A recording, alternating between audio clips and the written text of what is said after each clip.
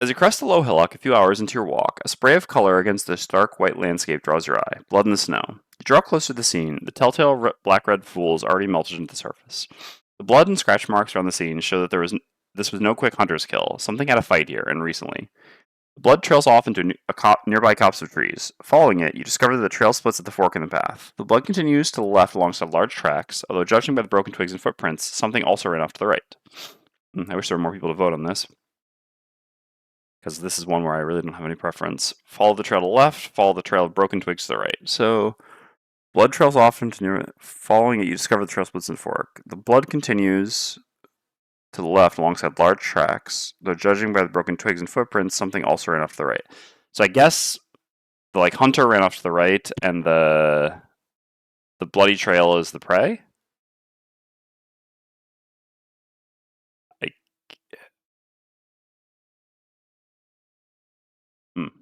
I guess it makes more sense. I don't know. We're vegetarians. All right, let's follow the bloody trail. Okay, are we resourceful? I think so. Yes, we are. Okay. So first of all, a polar bear lies on the ground in a small clearing, its fur matted with blood. You loose an arrow to make sure it's dead, but the red-stained corpse doesn't so much as twitch. Approaching, you see its killer, a swarthy orchid with wounds to match those of the bear. His breathing is labored, and it's clear his injuries are beyond medical care. Gain 2 collective. Hide? Okay. Resourceful. You recognize a medicinal plant growing nearby and use it to soothe the pain of the dying man, who uses his last words to tell you what lies along the other path. You take off quickly as he slips away. Read outcome B. I guess we don't have to hide anything anymore. 3 sets of small tracks lead to a blackthorn shrub. Oop. Space barred. Whose prickly branches quiver with fear. You part the barbed branches and see 3 little orchids, barely more than toddlers. Their father defended them from a polar bear, they tell you, and commanded them to hide while he drew the bear away. Judging by the amount of blood you saw back there, you doubt their father is returning anytime soon. You're too remote to send the children home on their own. You can take them with you, though, and bring them to Frosthaven once your business nearby is complete. If you complete the next scenario, gain 3 morale. Well, we better not lose, huh? We really like 3 morale in winter. Alright. This is gone. So, I mean, I guess we'll just put this next to the map for now, actually, as a reminder for why we need to successfully complete this scenario. Okay. So, this is all good. Let's grab battle goals. So, battle goal is definitely less important than 3 morale. Never exit a room with loot tokens in it.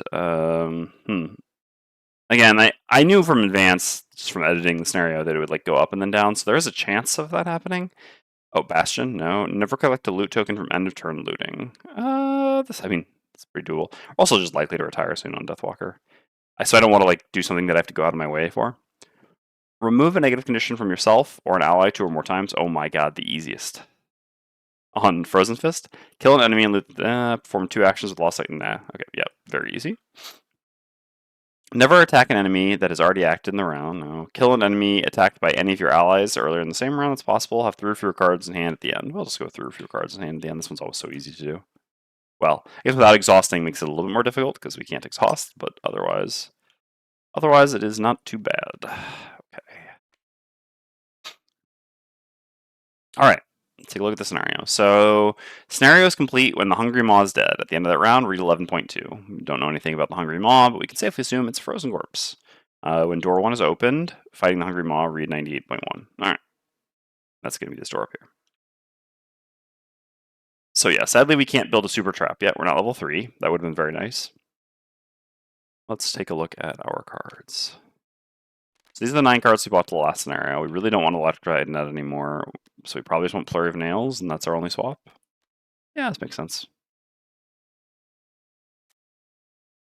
I know it's a boss scenario, but it's or a mini boss scenario, but so therefore theoretically maybe a shorter scenario. However, oops, this isn't what I want. It's a reasonable assumption the boss will be immune to stun. Okay, as for here, well, I definitely want Encased Punch. This, this, and this. This leaves me 3 cards that I can pick. What are monster types here? We've got these. Shard Launch pretty bad against them. Shard Launch decent against them. It hasn't set up the... I guess it'll set them up when we go up there. You have to actually look at the stat card for a Frozen Corpse. That's a questionable setup decision. Okay. So... I guess Piercing Pummel's pretty good. I'm pretty sure Frozen Corpses have at least a little bit of shield, and obviously Ice Wraiths have shield. Also, the bottom can just be good on finishing off a boss. We'll probably have to move a fair amount. So what do we have here as far as elements go currently? Like one ice here. Top earth would be nice. Does definitely make me want cold boulder. Where are you? Yeah. Because now this way we have like an easy way to do the two elements in the same turn. I mean, in either direction. I think that makes sense. Hey, Storm family. Doing well. How are you? I don't want. Let's take a look at, so do we have traps and stuff? We have 6 damage traps in this scenario, as well as 4 damage ice spikes. The ice spikes are in here. There's 2 of them here. So 7 more. But again, there's a lot of tiles at the bottom of the scenario that we won't be doing. It's tough to say just how good push is. I mean, I can't really imagine wanting to use the bottom of Frost Eruption for elements at this point, since I have now Lacerating Eruption and Frozen. Like, Lacerating Eruption really wants elements, although we're often using it for the bottom. Frozen Over really wants ice. Draw the Bedrock really wants earth, can also use ice. This really wants ice. I mean, a reasonable amount of time wants ice. So we don't really want consumers here, we want producers. I think, honestly, Primal Bell just makes sense to round things out. Again, nice self-heal. I do like multi-target heal from Voice from Below a reasonable amount because of imps, obviously, in the 43. But this, this actually has a top that I can use, even if I'm not very likely to use it. And that is a fair point, I guess. Is that, well, but how often are my 2 allies going to be standing next to me? All right, let's go with this. I mean, do we have enough reasonable? Like, do we actually have enough attacks or anything? Maybe we don't really attack, huh? Yeah, obviously we got this to attack. This kind of to attack. This maybe to attack. Yeah, we got some things. And Shard launched again, just not very impressive here. All right. Looks good. Ah, thanks. Well, so I talked a little bit about this yesterday when I unlocked Trap, but I think it's difficult to play Trap super effectively when you're playing solo 3-handed, or, I mean, solo any number of handed, basically. I mean, I'll do okay, but I think Trap is a lot more fun and generally going to be more effective when it's the only thing you're doing. Like when you're just playing Trap and nothing else, because Trap is one of those, like, how to put this? Well, I mean, I already said this yesterday, so I guess I know how. But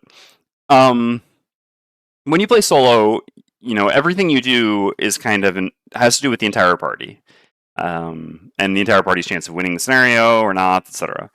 So sometimes, or many times, you'll make decisions which aren't necessarily the best for that character or that class, but are the best for the party, right?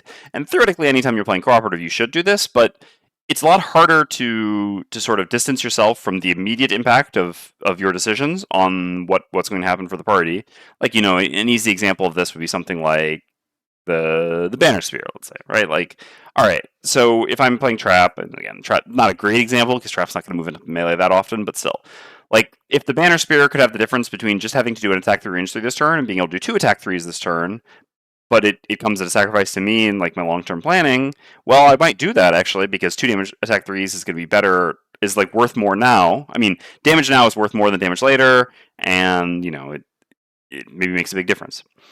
But with Trap, you kind of get punished to some degree for playing like this. Again, less so before level 3. Because basically, like, Trap is almost like an investment in the sense that, you know, the more you put into it and focus on your own thing, the more you end up yielding. Now, again, that becomes more true after level 3, and I think especially after level 7, where obviously the things you do really become sort of multiplicative.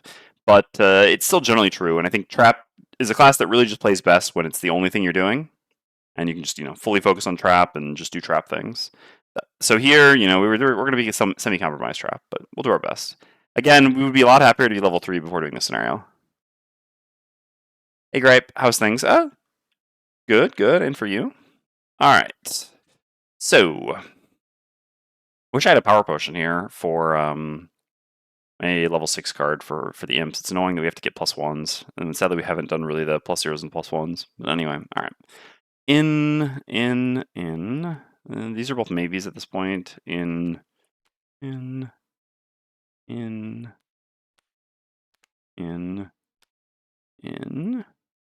Like so I got 2, 3, 4,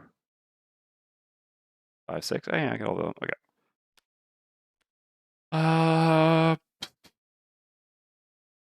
Wave of Anguish a little tempting. I can't look at the boss stat card right now, but I'm sure he has at least 1 shield, which still just makes this a little bit less impressive. Ah, cool. Yeah. I'll be curious to know what you think of the end. Alright, so we basically take 2 of these. I mean, this is just nice for the initiative. The bottom can also do something. I'm not really ever using the top anymore, but that's fine. I mean, I wasn't using the top much to begin with. This is more of a bottom slash initiative card. I don't know how much I need 2 teleports in this scenario. That being said, I guess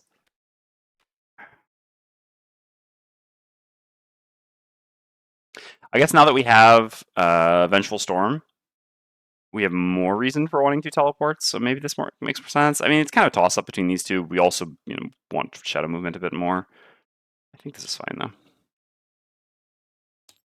And as for whether we should be doing Eclipse here, probably not. The problem is I would place all the shadows in this room.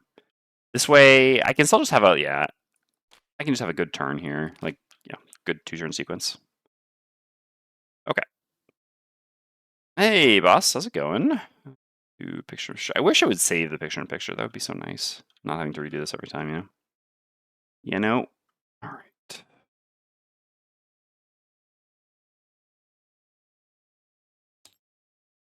Okay. So these are the 4 starting hexes. Let's get our characters.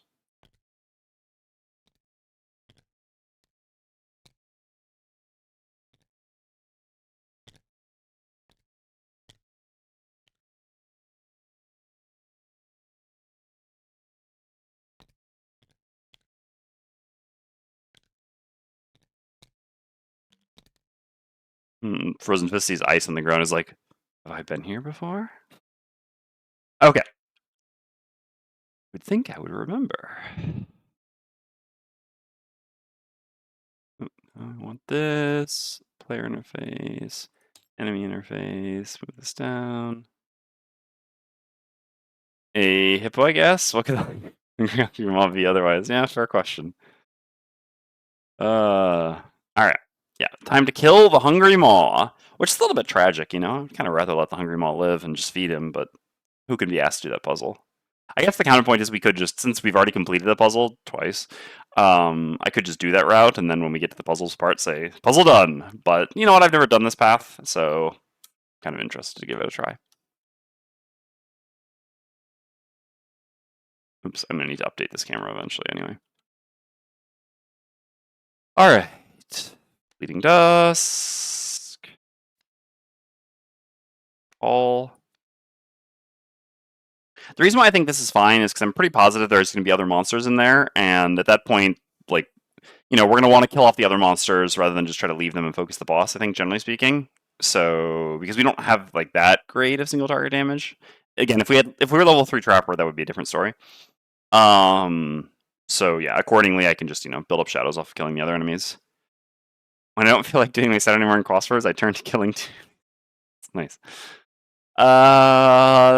Jessica loves crosswords. Enjoys crosswords. I am not a crossword person. But again, I don't like puzzles. Alright, so this makes a lot of sense. Then we'll recur this, costs a little life, that's fine. Alright, so it's a shame. I would actually really like to use this bottom here. Like, we kind of have a free turn here. I don't have any other nice, like, setup traps, do I? No, that's a level 3. Yeah. Basically, it would be nice to just play, like, a buffing trap, effectively, since we have a bit of time. Like, I would be happy to do that. But I really want this top, so that's just not going to happen. So I guess the more likely thing is that I'm going to use, I'm just going to do this and this here. Right, okay. Negative trap. Yeah, so let's go ahead and make our trap bank down here. We'll set this up down here initially. And then we'll copy paste them up there. I'm just making it down here so that we don't have to, so this won't be wound, so they don't get deleted, inevitably. Okay, 5 damage wound. And then there's also a 3 damage immobilize for now. The 2 damage stun, I won't worry about right now. We'll only do that in some scenarios. I don't know why I get rid of this. Okay.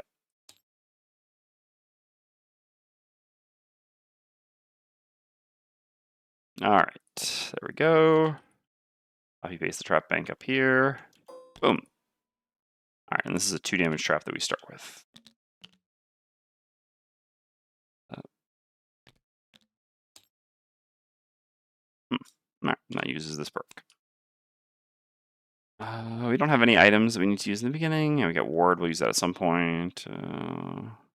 Okay, all good. All right, let's get going. So first is first. Yeah, I'm gonna use honeypot bottom here to set up a 3 damage trap for Fist to move through next turn. I guess is the answer. Because Fist will actually pay 3 life to recur this. Technically, this will only heal for 2, but I've got nothing else really to do with the bottom action. I think it's fine to use this. So I'll start by using the top of Improvised Improvement to turn my 2 damage trap here into one of these. So this is gone. This is this. I gain 1 experience. I remember our battle goals as well while we're at it. And then I go here with the bottom of Honeypot and create a 2 damage, or 2 heal trap here. Oh, it heals 2. Actually, no, that'll be perfect then. That will be perfect. I mean, the only cost here is that Fist is going to have to be 1 hex further away, but I think that's fine. I mean, hopefully with that amount of movement, I mean, that is a real cost, to be honest. The -1 movement here. But basically, am I willing to gain, like, to pay 1 movement next turn to have 2 additional life? Yeah, I think so. All right. So the next up is Deathwalker. Deathwalker, as usual, activates Call and plays Fleeting Dusk to make a shadow here.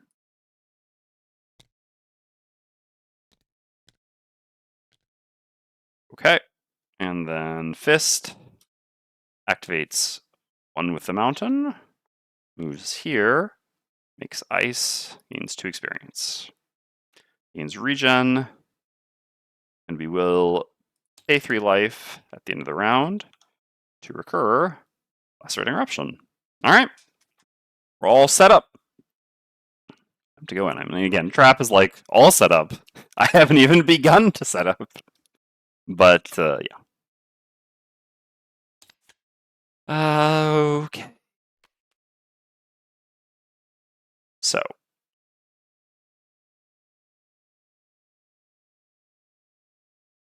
might as well use the jump. And I don't get to recur Frozen Over, because I would probably recur this. Alternatively, I could just assume that I don't really need to jump here. I don't want to use the ice for bonus movement, because I really want to use the ice on the top of Frozen Over here.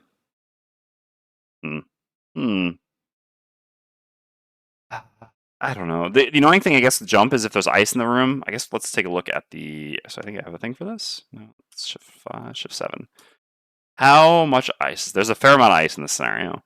So there's a reasonable assumption that there will be some ice in that room. Because, yeah, the problem with doing the move 4 jump is that we have to decide whether we use the jump at the beginning anyway. And if we use the jump and then there's ice, we can't use the ice for bonus movement. And if we don't use the jump, then at that point we might as well just be using the weaker card and saving Case Punch. So yeah, I'm actually down for doing this with this. Okay, so for us, we're going to just yeet a shadow into the room.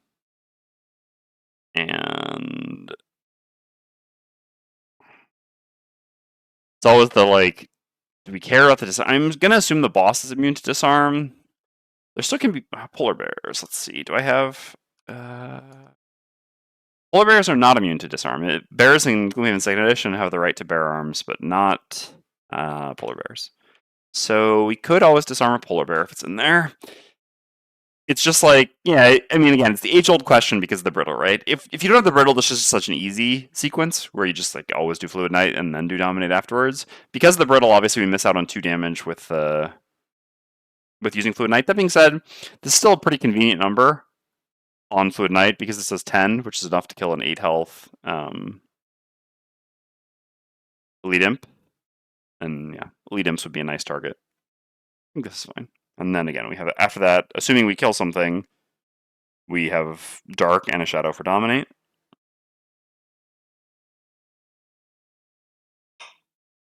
All right.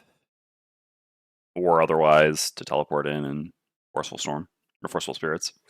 Both are pretty reasonable. Oops, wrong spot. Okay.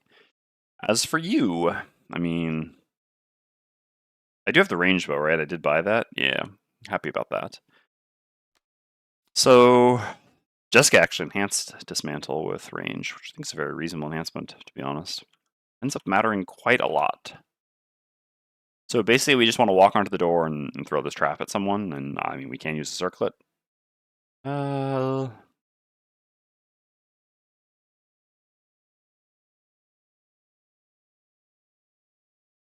So I can create some traps with Path of Pain here. Or otherwise I could just create a 2 damage trap behind me.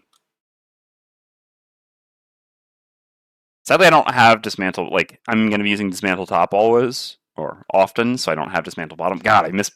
Level 3 is really where it all comes together. We need some extra teeth here, is basically the moral of the story. I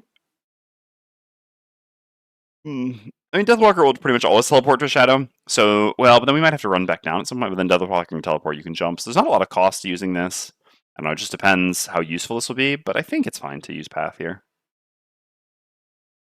Exploding Decoy can also do something. What items would you suggest to get for Trap? Okay, well, we have a very fortunate item, which I think is, I would say, impossible to argue that this is best in slot for Trap, for head item.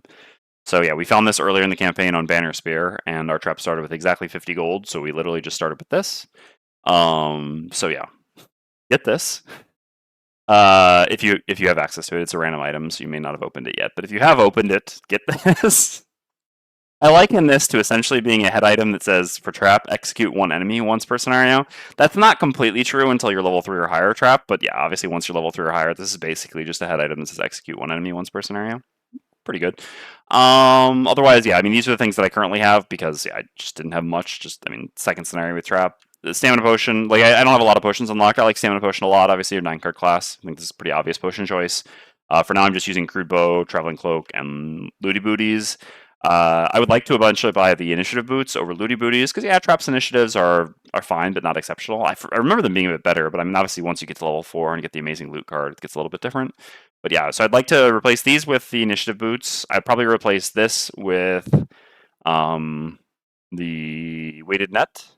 And then I would replace this with the item that upgrades from this, if you know what that is. There's a chest item that uses this component that's like maybe a couple prosperity higher, 1 or 2, maybe 3, I don't know. Yeah, I think 1 or 2 prosperity higher than I am right now. Or I guess crafting level, because I actually haven't upgraded the craftsman to 3 yet. Yeah, the builds from this, that is just, yeah. I would argue, I'm not sure it's actually best in slot, because obviously they're very good chest items, but I would say is probably best in slot, and certainly for the cost, best in slot. Are you going to go into 8-card Trapper at level 5? I don't know. It depends on the scenario, obviously. 8-card Trapper is one hell of a thing. CGO, who's a better Trapper player than I am, loves to do 8-card Trapper. Me, you know, I'm a little bit more... I mean, we just did a 27-round scenario yesterday. Jessica actually asked me, because she had messaged me, and, you know, I was catching up all my messages after the stream. By the way, I have to stop much earlier today. Like, much, much earlier today. I'm sorry about that. We'll probably only get to do one scenario today, because I have to... So I don't know how much people know about this, how much I've explained before, but so our cat has, I guess a lot of people are returning viewers, so they probably know, but who knows. So our cat basically has like the cat equivalent of Crohn's, has a degenerative intestinal digestive disease, basically. Although she's still doing fine, don't worry. But yeah, so basically this means that well, for a long time she had to have special food, but over time she like stopped being able to eat the special food. So now the only thing she's actually able to eat without vomiting is uh is chicken breast, basically like white chicken breast, which I have to cook for her basically every day, and which is hilarious too, by the way, because Jessica and I are vegetarians, and so neither of us are eating any meat. And meanwhile, our cat is gobbling up the chicken, but which I would love to eat chicken. You know, like I don't not eat meat because I don't enjoy it. But yeah, and you know, funny anecdote with this. So she's also a bit of an idiot, I mean, as most cats can be. She's great, but she's also an idiot sometimes. So we have like a balcony now with like a terrace, I guess, and we have a bunch of plants out there, and she loves going out, and so we let her go out, and you know she's usually pretty good, but occasionally she gets up to, as French we would say, conneries, shenanigans, I guess, and so and she'll do this sometimes. She's just really dumb about it. I mean, so she'll eat a plant, which obviously causes her to vomit. I mean, this is true for most cats, but certainly going to be true for her. And so this causes her to vomit, and you know that is what it is. It's not very nice, especially because she's very good. Like we have wooden floor or hardwood floors everywhere, except we have a carpet or a rug in the living room, and she's like getting ready to vomit somewhere else. She's like, wait, I got to go find the rug. You know, makes it a lot harder to clean up. But anyway, so she vomits, and whatever, that is what it is. Except because she like ate the chicken a bit earlier and then she vomited after eating it, she'll have this aversion to eating the chicken for 1 or 2 days where she'll like barely eat it, and I always feel bad, and there's nothing I can do, and then like she's kind of upset because she still wants to eat, and so I'll like give her more chicken, but then she still won't eat it, and there's just nothing I can do. Unfortunately, now she's back to eating. This happened a couple days ago, which is even more frustrating because then just wasting chicken. Anyway, all this to say that I actually have to cook chicken for her still today because I mean, she ate the rest of her what chicken I had remaining this morning, or actually not this morning, like noon when I fed her. So I have to cook for her before I leave tonight, and tonight I have to leave because tonight is Netrunner night. Normally on Tuesdays, it hadn't been for a little while because we're kind of on a break for summer. But yeah, so I have to be at Netrunner night. So I have to be somewhere at like 6:15. And it's 45 minutes away, so I have to leave at 5:30. But then I have to cook for the cat first, etc. Yeah, I mean, again, normally she eats the chicken without a problem. I mean, she vomits occasionally just when she has hairballs, if we don't brush her enough. Which usually we try to brush her enough, but she doesn't really like being brushed. I mean, she has a love-hate relationship with the brush, I guess is the best way to put it. But no, overall, she's doing fine. But yeah, occasionally she'll do something stupid. She doesn't eat the plants often. Just sometimes she's like, you know, it's been a month or so since the last time she ate the plants, and she's like, you know what? That actually looks pretty good, and then goes and eats and vomits. Anyway, that's all that long story, and you know, whatever. Sharing a little bit of personal life to explain why I have to stop much earlier today. So yeah, probably have around 3 hours. So let's try to get through this scenario, and then maybe we'll have enough time to like do the Deathwalker retirement and maybe unlock another class. I guess we won't unlock another class, but just like build our Blink Blade. Okay. Anyway, we're good to go. We get to bust into this room. That was a story that I was talking because Jessica had said something to me. Now I forgot the very origin of this digression. Jessica was messaging me. Oh yeah, surprised how late yeah, there we go. 8-card trapper. I remember now. It all comes back. Yeah, so Jessica was asking why I finished so late, and I said, well, you know, the first scenario took 27 or 28 rounds. She's like, what? And I'm like, yeah, blame CGO. And so yeah, I mean, obviously after doing a 27 or 28 round scenario, it becomes hard to imagine wanting to play an 8-card class, essentially. Obviously, I understand that tempo correlates with not as long of a scenario. I mean, certainly in that scenario, I don't think I would have ever been able to go for it. So maybe we will sometimes. We'll see. I do definitely like something Hunter. What's the name of it? Super Hunter? God, what is this called now? Proficient Hunter. There we go. Okay. Fist goes in, so we heal 1 from the regen. We're going to use the bottom of Cold Boulder as a move 4, but to power up before we go into the trap, we're going to do a little bit of generating force. As many times as we want. Balanced measure, where are you? Okay. And then we go into the trap, and we heal for 2. Now we're really, warmed up or cooled down to go into this new room, whichever Fist prefers. I'm not sure. All right. So what do we got in this room? So this was 98.1. All right. Did it actually spawn the monster? It did. So let's take a look at that. So it's just 1 shield. I thought that maybe the elite at this high level would be 2, but maybe they just stay at 1. All right. Door 2 is now locked. Okay. That's the door down there, I guess. The frozen corpse is the hungry mod. It's H times C hit points. Automatically. I mean, I guess we should check to make sure, but yeah. Yeah, I think it was 17, right? Yep. Okay. Yeah, it's a beefy boy. It's a beefy corpse. Okay. It has HMC and is immune to. Oh, I love how they always forget about the key one, right? It is immune to wound, poison, immobilize, disarm, stun, and curse. In addition, it uses the boss monster ability deck instead of its own. Okay. Boss special 1 is it performs move +1, attack +1, target 2. So this is the slow special. And then does push 2, target all range 1, makes ice. And the other one is that it shields itself for 1. If there's fire, it moves a bit faster and suffers a tiny bit of damage, attacks +1, and consumes ice to do an AoE range 1 brittle. Okay. So it can both make and consume ice. So ice can both, like, our ice cards, our ice generating cards will be a bit of a liability here. Our ice consuming cards will be pretty good. But yeah, it's hilarious. Like, hold on. I hope you find an item to negate a terrible miss that could happen on traps eating it. So yeah, no kidding. That's why. Oh no, I shouldn't actually say this. Yeah. Well, never mind. I prefer bosses not being immune to Bane and Brittle, to be honest. It allows for more builds to focus around that more. Yeah, I mean, don't get me wrong. Well, so certainly bosses should not be immune to Bane. Like, I think that there is just no reason for bosses to be immune to Bane. And I think that I regret, certainly, that some of the Bane abilities in the game have the restriction of not targeting bosses or named enemies. I think that is certainly a mistake, and I wish we had fixed that, because it's just not necessary. I'm not saying that bosses should be immune to Brittle, but it's a bit of a inconsistency, let's just say. This boss is immune to wound and not Brittle. Like, there is just no way that poison I understand for sure, right? But there's no way that wound can deal more damage to this boss than Brittle will, right? It's just never going to happen. I mean, assuming we have Brittle abilities. Obviously, we don't have Brittle abilities. That's not true. And yeah, I mean, you wound it. Like, and I understand how powerful wound is. Like, okay, this is round 2 of the scenario.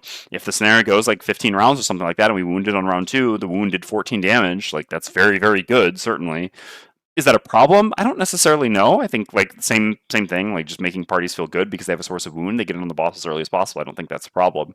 So again, I can understand like banning wound, but if you ban wound, you really should ban brittle, or you should not ban either of them. I don't really agree with the dissonance of having wound be banned, but not brittle. Okay, so the first time is reduced to at most half its HP, rounded down. Read something. Okay. And so what else do we have in the monsters here? We've got a bunch of imps. All right. Well, our 2-target brittle not really going to be doing the thing here. Let's see. So we need to draw for the boss deck, which did get set up properly here. You like to see it. And hopefully imps just do some nonsense. They should only... Oh no, the elites will have 2... we are going to die. All right.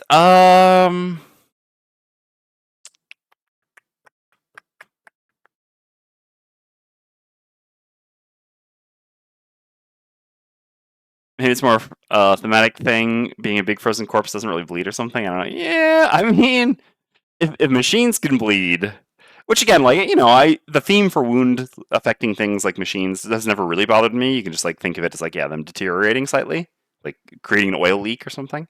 But I mean, should a big frozen corpse be able to be brittled?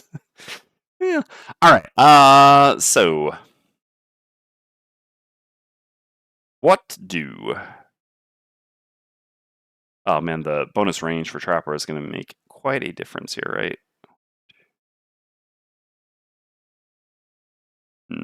Yeah. All right. I think our line here is reasonable. I mean, there's like So it's the it's the boss special that consumes ice. Yeah, so we definitely want to use ice here. Okay. Same laser snare, and the boss came out as soon as I opened the first door. Weird. I think it has to do with the So I used to ring this, by the way. I think it has to do with the doors. Did you open a different door? So actually, when I had and I wanted to update this, but I think they kind of fixed it anyway because I saw the repair icon on the Discord server. But basically, in the end, for me, two of the boss things came out overall, but none came out on the first turn that I opened a door, and then one came out the second turn, like at the end of for the start of the second turn after having opened the first door. And I realized it was because I opened another door that turn. So I think that for me, two of the doors specifically spawned the thing, and two of them didn't in the end. Like actually, the first I opened the top left door first. Right. So I opened the top right door first, and then the top left door second. So when I opened the top left door, it also spawned something for me. When I opened the top right door, it did not. And then of the bottom two, one of the two spawned something, and one did not. Okay. Yeah. So what I was gonna say here is, I think there's like two reasonable lines here. I guess. Well, he doesn't have that much movement, does he? Like +1 movement for no, it's +0 movement. Yes, it's 2. So yeah, basically what I want to say is, I think that you could approach this two different ways. We could either just run back with Fist now, like I always think of the whenever I do this in a game of Gloomhaven, I always think, I don't know how many people have seen this, the Batman henchman meme, where like the henchman opens the door and sees Batman beating up a bunch of other henchmen, and then just kind of like steps back and closes the door. That's what I was thinking of when I do this. So we could do that here. The advantage of that is that basically very little would hit us. This might still just be worth it. We'll see. So basically, yeah, then we would go, like, let's say, we could even come back to here. We just get ward. We place some ice, because why not? Because we like ice. Although Trapper requires feature or empty hexes when they place traps, right? Yeah, and ice is not empty hexes. Yeah, there's a little bit of anti-synergy there. Well, I mean, maybe we just wouldn't place the ice. But basically, okay, yeah, so we would just maybe step back, ward herself, and boom, done.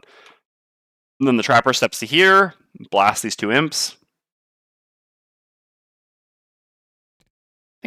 I think this is just worth it, though, right? Because this has two movements. This goes to here, this goes to here. Neither of them reach with the range 3 attacks. Yeah, I think we just take too much damage if we go in there. I just don't think it's really worth it. Just don't think it's really worth it. Yeah. Like, the advantage of going in there is not insignificant. It would involve... Oh, hold on. So we only have 2 more moves. We can't even make it to the boss. Yeah, no, okay. We're stepping back to here. All right, and then the only real question is, do I make ice? And I think the answer to that is probably not. I think the ice would be more harmful than helpful here, because I think I'd rather have the space to be able to create traps if I would like. Having the boss on top of ice and also having ice to move from here down to here, because I think we will end up going down there. Again, well, both from my preview when I was trying to make the scenario work, but also from editing the scenario. Yeah, okay.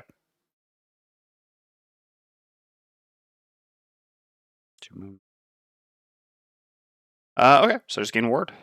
Easy enough. In the end, I don't consume the ice, but that's not going to matter because the boss isn't going to get next to anyone. All right, so Frozen Fist goes. So then, yeah, boss special 2. I think I have a, yeah. So let's set this one up over here, right? Control 7. Okay.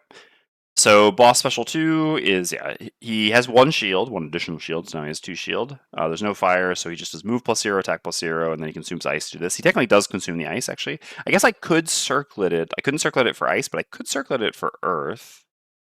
That actually seems pretty reasonable to do. Oh no, that was a mistake. Anyway, set this camera back up.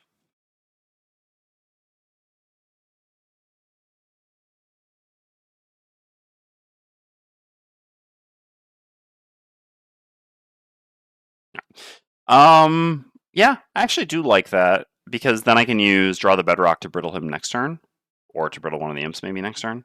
Okay, sure, let's do that. So, it's not that huge cost. Man, I've been really happy with the circlet elements on Fist.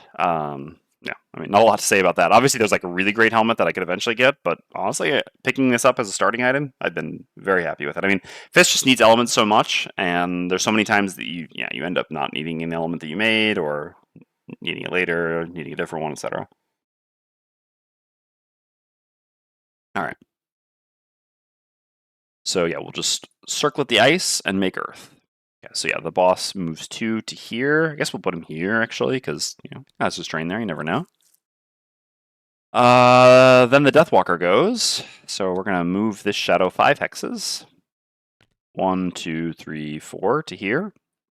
We're going to take out this imp here with it. So we attack with Fluid Knight. Dark, 1 experience. I won't gain advantage. If this survives, it survives. I mean, if it survives, then Trapper can just use the circlet here. All right, anyway, attack 5 on the imp. Obviously marking it, as usual.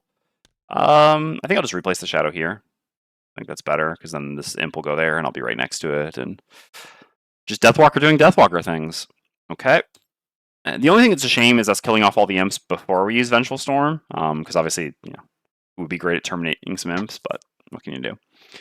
Okay, so then Trapper goes. So on Trapper, I'm going to... So he's immune to wounds, so placing the wound traps is useless, but I can still use them at some point. Fist can always just jump in, so it's not really a big deal, I think. Yeah, sure. So I will... So I just need normal wound traps. Okay, I guess I haven't actually made these down here. So we'll need some of these as well. So these will just be like this. No, I put 0, but that's okay. Oops. And then decal. Wounds. We get rid of this one, and we make a bigger one right in the center. It doesn't work. Yeah, for this... Oh yeah, but if we do the condition things, it doesn't... Oh yeah, no. One of the creators, I dare not... I'm just going to call it... I think Seb is a good shorthand. All right, let's pronounce their name correctly. Gave me a good suggestion for this. Yeah, we're going to go with Seb. Seb gave a good suggestion for this. So if I take one of these and... Is the tag here? Toggles. I guess it'll be in custom. No, custom.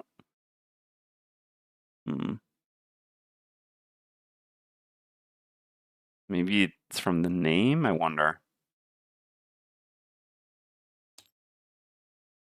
I'm afraid to break something.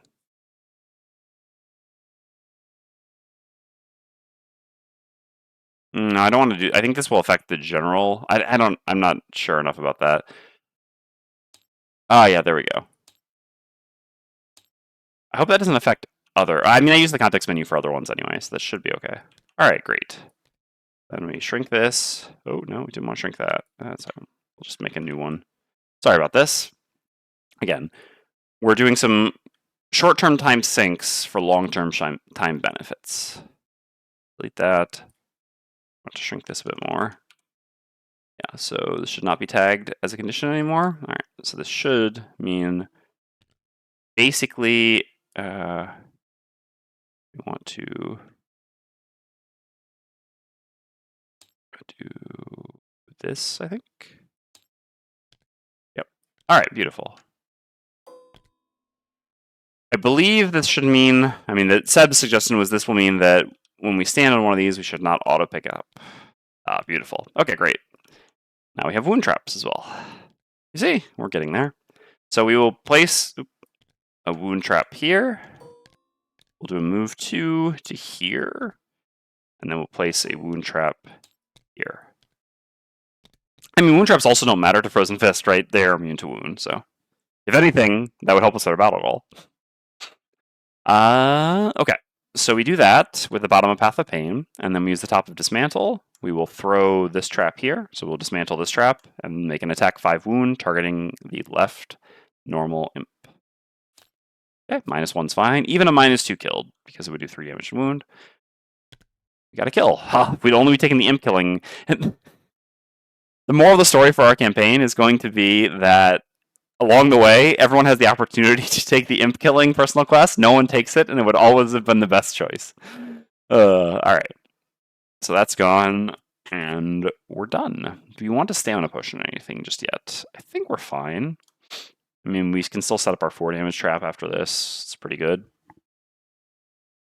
And then, I don't know, like also make a 2 damage trap or increase the 4 damage trap or something. Yeah, we got options. Also, there's just 3 damage has his drain here, so we can just start, sending the enemy through that. I guess that was an argument for maybe keeping Path of Pain, but I didn't know that this would actually be in here. Alright, Stomps are up. They have -1 move, so this one comes to here, and this one comes to here. I wish I had an additional shadow in here right now, because then I could really blast off on these monsters. But I guess I still kind of can do some decent stuff. Alright, well anyway. Neither of them have range, they attack at range 3. End of the round. Lose the ward, recur 1 card. Some really nice efficiency here on Fist. Definitely get the higher level card here. It'll actually cost us the same to get the level 3 card back and the level 1 card because we have ward, so certainly better to get the level 3 card back unless we really needed that level 1 card, which we do not. Okay.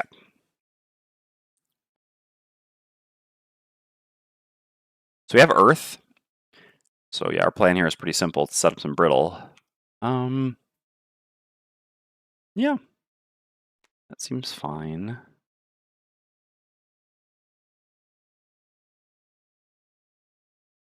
So this plus this. So for us, yeah, I guess we'll just teleport in and honestly use Forceful Spirits here. Don't really think we need to use Dominate. So basically we'll just go Brittle one of the imps. I know that Brittle is very good against the boss, but here's the beautiful thing about Fist. When we use a card for a turn, that's not our last opportunity to use that card. And again, I do really want to take out these elite imps first. Obviously, this thing has enough health that I think it would be wild to try to ignore the imps and focus just on the boss. Elite imps represent way too much damage. Morning, Dwarf. So yeah, with Brittle and then 2 attack 3s, we should be able to kill Brittled Imp. So that's good. Alright. How's everyone doing this far? Doing well! Regretting not taking the imp killing personal quest. I mean, only to some degree, but yeah.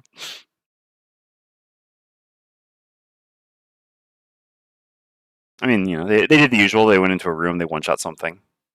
It was alright.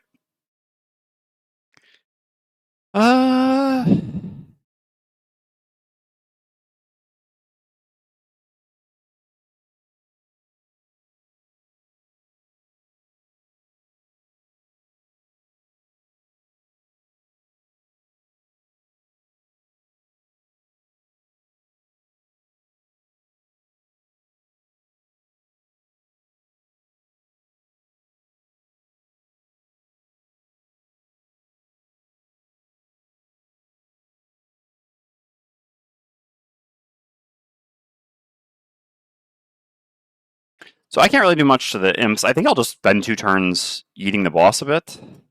Although, yeah, so I guess I do need to push him first, basically. First I push, then I pull. Because if I go there and I pull, then the next push doesn't really work. So first the push, then the pull. So we'll go a bit later.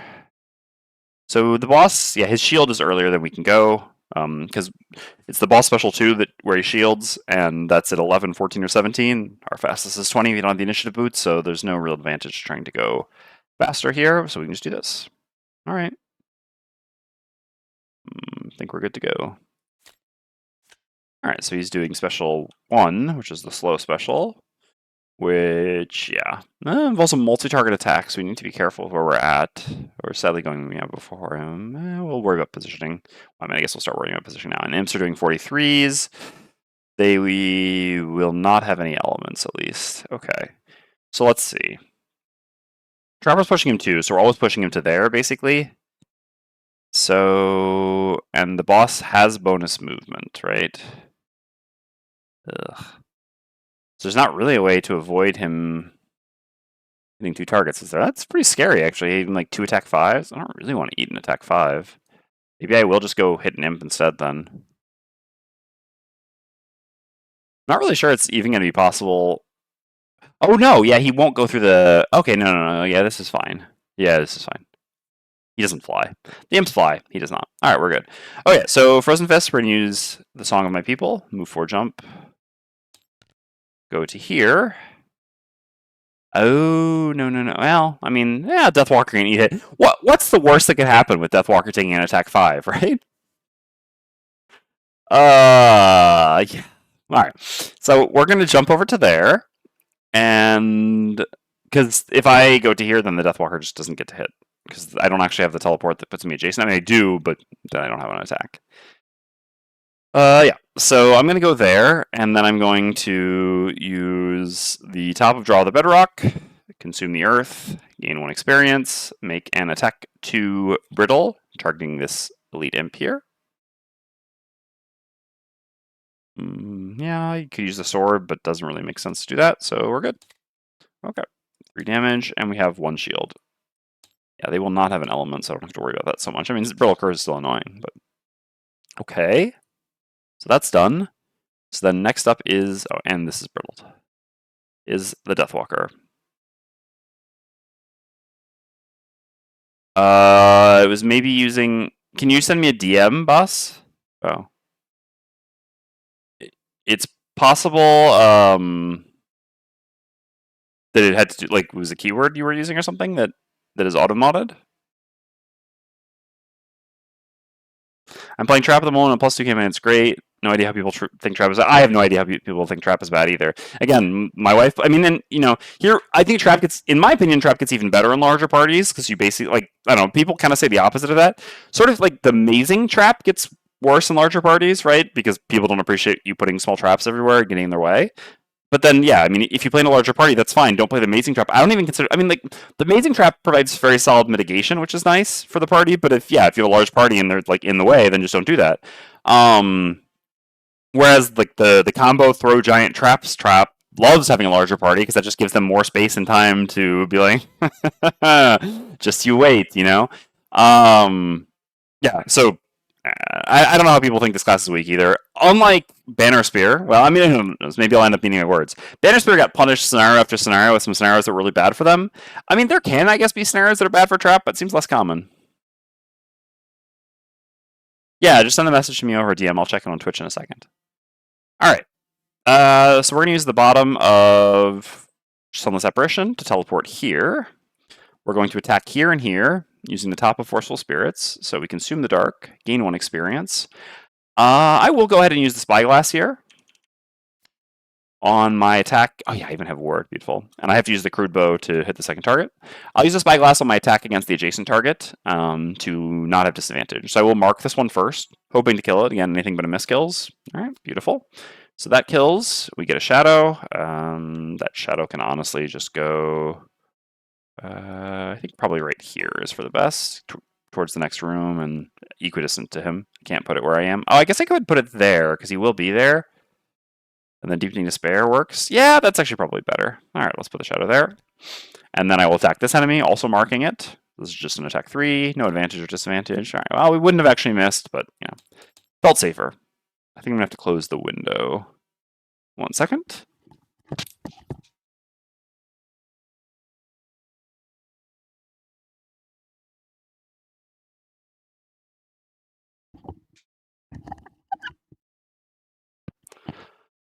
All right, and while I'm at it, I will check my DMs on Twitch.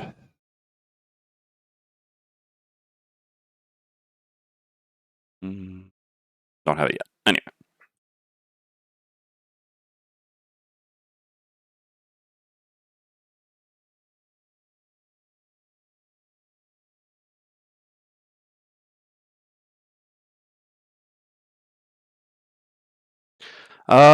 Okay. So Deathwalker's done. This enemy should be marked. Oh yeah, and yeah. Oops. Hotkeys. Yeah, Twitch can be like that. Sorry. You don't need to worry about it too much, want. Alright, and I ward myself. We've been here before. Alright, so the Snow Imp goes. Maybe the game giving Deathwalker the ward potion was the game being like, listen. Anyway, the Snow Imp will attack Frozen Fist, so this will apply Brittle and Curse. Yeah, which is a bit annoying. We will certainly be recurring Encased Punch, not Draw the Bedrock here, which is a bit of a shame, because obviously we're giving up on one of our sources of recurring Brittle against the Hungry Maw, but it'll be okay. 2 more life is a pretty big difference. Okay, and so then this is an attack at -1, so this is an attack for 2 on Frozen Fist. Okay, that's a crit. I will go ahead and just use my armor here. I could use the perk, but the Hungry Maw is going to hit so much harder than these Snow Imps that I would honestly rather just use armor. Alright, and that means I take 1 damage. Okay. Trapper is up next. So Trapper is just going to go to here, maybe here. Easier to pick up the loot and a bit more space to create more traps. Yeah, both work for the pull. Go to there with the bottom of Caltrops, and then we're just going to use the top of Flurry of Nails to do an attack 3 on the boss. Okay, so that does 3 damage because he has 1 shield. We don't take any retaliate. Push him through the hazardous terrain, and he takes 3 more damage. Alright, then the Frozen Corpse goes, which again is boss special 1. So he's going to make ice. Nice. He's going to make a move +1. He actually isn't going to move. Attack +1, target 2, and then push 2, target all, range 1. So yeah, again, he's not going to move because he won't go through hazardous terrain to hit an additional target. So he will just attack the Deathwalker. So this is an attack at +1, so an attack for 5. -1, so 4. Only 2 from the ward. That's fine. And then he pushes the Deathwalker 2. Guess I'll go up here. I think this is a bit better. I can just move a shadow down and then teleport to it eventually. I don't really need to be down there myself, and I don't want to be in the Trapper's way. I have difficulty calling the Trapper. Jessica always called him the Trapster, which is just such a great name for him. So now I struggle to not just say this Trapster by default. Okay. We got to decide the cards recur. Yeah, I'm pretty sure it should be Encased Punch here. And we should take a look at our cards. We still have a fair amount of Earth generation. We've also got Ice generation to do Frozen Over a few times, and yeah, who knows, maybe we can do an Encased Punch afterwards. And again, it is a difference of 2 life here because of the Brittle. So 1, 2, 3, 4 to recur that card. Alright, and that's one of the 2 for our for Optimist. Again, we can just walk in one of the wound traps at some point to get it a second time. Okay. And that's the round. Do I need to Stamina Potion something on Trapper? I mean, I guess, yeah. Again, we're kind of playing with that. I mean, I guess I'm fine for now. I just have, like, yeah, Exploding Decoy, top, and I don't really have many bottoms that are adding much anyway. Like, I could add 1, I could recur this, like, add 1 damage to this trap or something. That's not really worth it. We've got better uses for the Stamina Potion than that. Okay. So Vengeful Storm definitely looks good here. I guess. Well, I will just do Deadbolt. It's a bit of a shame because I won't get to move much. I don't even really want to Deadbolt here. I guess I'll just do Anger for initiative then. I mean, the initiative doesn't really matter. Yeah, actually, it matters. Basically, again, boss can go at 11, 14. Have they reshuffled? Yeah. Boss can go at 11, 14, or 17, and when they do, they gain 1 shield. So this initiative has a 2 out of, I mean, so 14 and 17 is what it beats, that 18 doesn't. Has a 1 out of 4 chance of adding 1 damage. I mean, that's about as good as anything here. I would rather use Deadbolt after generating another shadow. Like, there's no reason to use Deadbolt right now anyway, because I have 2 shadows next to the Maw off for Deepening Despair. Realistically, I guess I'm not going to end up using those 2 shadows to hit the Maw, because I'm going to eat one of those here. But yeah, I mean, otherwise I'll have 1 shadow next to the Maw for Dominate next turn, which is where I want to be at. So yeah, there's not a lot to be gained with that. I could go pick up loot. My battle goal is not to pick up loot. We're not, I think, close to, yeah. We're not close to getting more perks, so I will probably still pick up loot regardless then. Just because we're close to, I mean, we could retire at any outpost phase. Like, you never know when we draw, when we get to meet Zane again, when things get a little zany. And, in that case, 1 check mark towards the 3 check marks I need for 1 more perk versus just loot for Frosthaven. I'll take the loot for Frosthaven if no one else is getting it. Okay, so yeah, we could always potentially do that. So here we have Ice. Brittling you looks very good. Bit of a shame that we're not dominating you this turn. When he uses Ice, he does it early. Yeah, that is actually pretty annoying, right? That's actually really annoying. Yeah, I should not. My things that use ice, I thought they would be decent. I mean, I basically need the 10 initiative to be able to reliably use ice, right?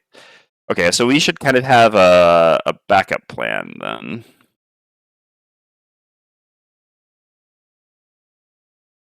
We don't really have cards for a great backup plan. So if he goes, like, just come. Hold on. He'll hit us, and he will push us and brittle us. Yeah, if he does a special 2, and there's not anything I can really do about that. So we won't be next to him. We will be brittle. The brittle doesn't matter. Yeah, I mean, the brittle push doesn't matter, but we just won't have ice. So that'll make this not do much. This will make earth, but we can't. Yeah, I wish. We really actually. I mean, I guess we could change.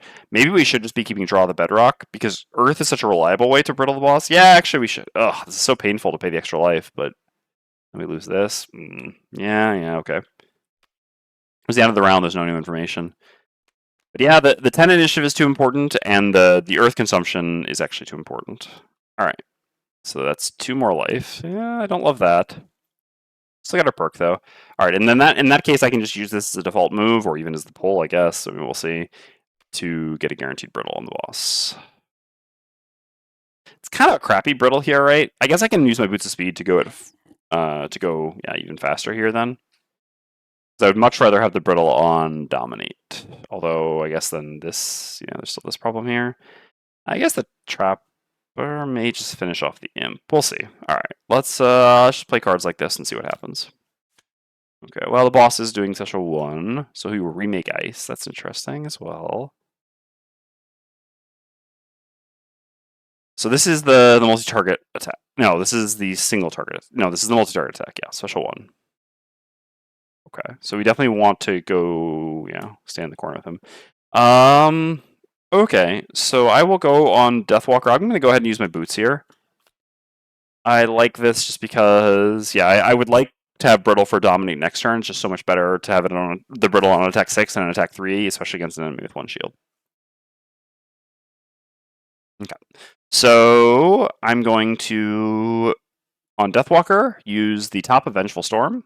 Hey, B-Tone, I'm going to eat this Shadow, gain 1 experience, and do 2 attack 3s here and then here. I mean, if I get a +2 or crit here, then I kill this one first and get a Shadow, and then I get to mark him afterwards. Not that marking him is going to be very good in this scenario. I'll probably end up marking something else, but yeah. And I don't have any other items to use. No. Okay, so left first. So close. But at least now -1 on the Trapper kills. And then right, leaving this one marked, obviously. Bad ordering. I mean, it was technically the correct ordering, although really it didn't matter because, like I said, marking the Hungry Maw has no value. As soon as he's dead, the scenario ends, so it's more the thought that counts. Anyway, that's 4 damage. That's acceptable.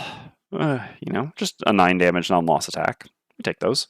And then I have Anger of the Dead, which, there's no reason not to pick up loot, like I said. Let's get it. I know we fail our battle goal, but I am only a man, or woman in this case, as the Deathwalker. How's it going, B-Tone? Alright, so then Frozen Fist goes at 10, so I'm not going to do the pull retaliate because I don't want the Hungry Maw to be able to hit 2 targets, so I'm just going to step to here, heal 1 from the regen, using Draw the Bedrock as default move 2, and then I'm going to do Frozen Over, so I ward myself, I consume the ice, gain 1 experience, and so I'm pretty sure this is optional. I don't have to actually place the second ice if I don't want to. If I'm not mistaken, so I will just place 1. Pretty sure tile placement is like targeting, if I'm not mistaken. I mean, worst case scenario, I would just place, another one over here. It doesn't really matter that much. Just could potentially be a slight annoyance Trapper, but I don't believe I have to actually place the second one. Okay, and yeah, the boss is brittled. I love the bosses having their condition immunities built into their context menus. That's very slick. Okay. Then the Trapper is up, so I'm just going to use Exploding Decoy to attack this imp to try to finish it off before it goes. Okay, beautiful. It's dead, and we get a Shadow, which we'll put right here. And then I'm going to use Boar Catcher. I'll go grab this loot first. I can pick up this one later. Okay, so we get loot. Do we want a stamina potion something? Probably Probably. Like, transforming that into a 5 damage trap is pretty good.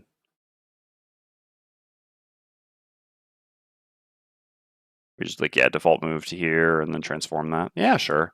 Okay. Seems fine to do here.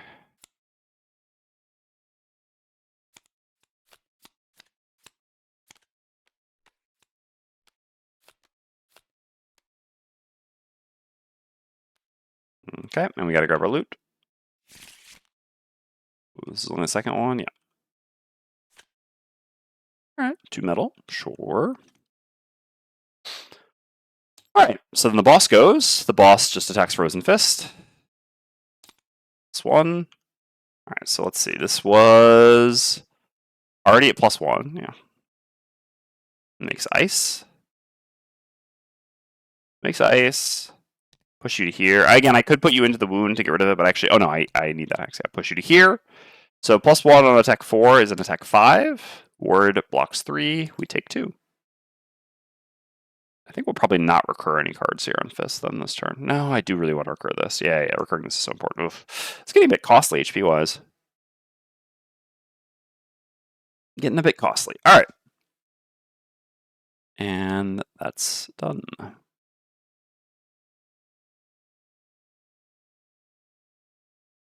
Yeah, so we gotta choose a card to recur. I mean, we have the ice, so it's so tempting to go for Frozen Over again. But yeah, it should just be this. I mean, this we have to create the Earth first. What do we even do in that situation, right? Like, how do we even create the Earth? We actually can't. I mean, we have to get next to him first, or is this? Ugh. But the problem is, yeah, I mean, Frozen Over, we play it, and there's just a decent chance it doesn't do anything. Well, you know what? Actually, I think I will take back Frozen Over. Either it does something, or we'll just, like, chill. So, because it costs the same to recur that as to recur Draw the Bedrock. I understand the value of Draw the Bedrock for the initiative, but I can't have that and the ice consumption anyway. I don't have any other meaningful ice consumption here. Like, Piercing Pummel doesn't matter. Lacerate Interruption doesn't matter. He's immune to wound. So, like, this is the only meaningful ice consumption, so I don't have the initiative to guarantee the ice consumption if I go back like this, but if I take Draw the Bedrock, I mean, yeah, sure, then I can have 1 extra shield for my ice consumption on just a default attack 2 shield 2. I mean, again, okay, but not really. Oh, shoot. Oh, no, we didn't attack him with this, yeah. No, we brittled him with the other thing, yeah. Also, yeah, he has 1 shield and 2 retaliate, so yeah, this is really not really where we want to be at in terms of... Whereas Frozen Over can be decent. So I think what I'm going to do, I mean, I can just show it here. So end the round. So for you, yeah, we want to beat his initiatives for this with the brittle and everything. Don't want him to have an extra shield. Basically, I'm just going to play this and this. And if I go before him, I can just brittle him again by consuming the ice. Just use his default move, go there and brittle him again. And if I go after him, then I will just stay where I am, ward myself, and heal myself for 3 for some recovery here. And Deathwalker can, like, go there to tank. Throw their body at the problem. Okay. And Trapper is just doing this. Okay. Yeah, he likes doing special 1. That's fine. Pretty good for us. Okay. So Deathwalker's up. So on Deathwalker, we will... I wish we had advantage for this. Only we hadn't used the glass. We will consume this shadow, gain 1 experience, and attack the Hungry Maw with Dominate. So this is an attack 6. Okay, beautiful. An attack 7, he has 1 shield, so 6. So that does 12 damage. I wonder if this works here as well. No, it doesn't. Okay. So he takes 12. Yeah, pretty acceptable.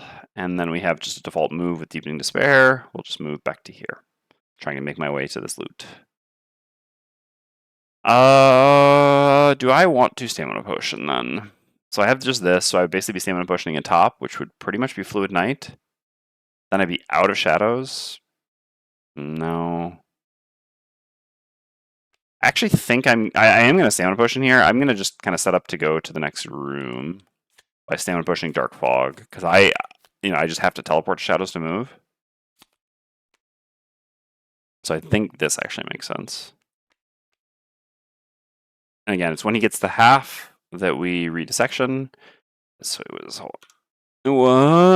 is reduced to at most half his health rounded down. At most, is always confusing about this. So basically, I guess, yeah, as soon as he reaches half his health rounded down. So half his health rounded down would be 25. So basically, yeah, once we do some amount of damage to him that brings him to 25 or lower, we read that. All right.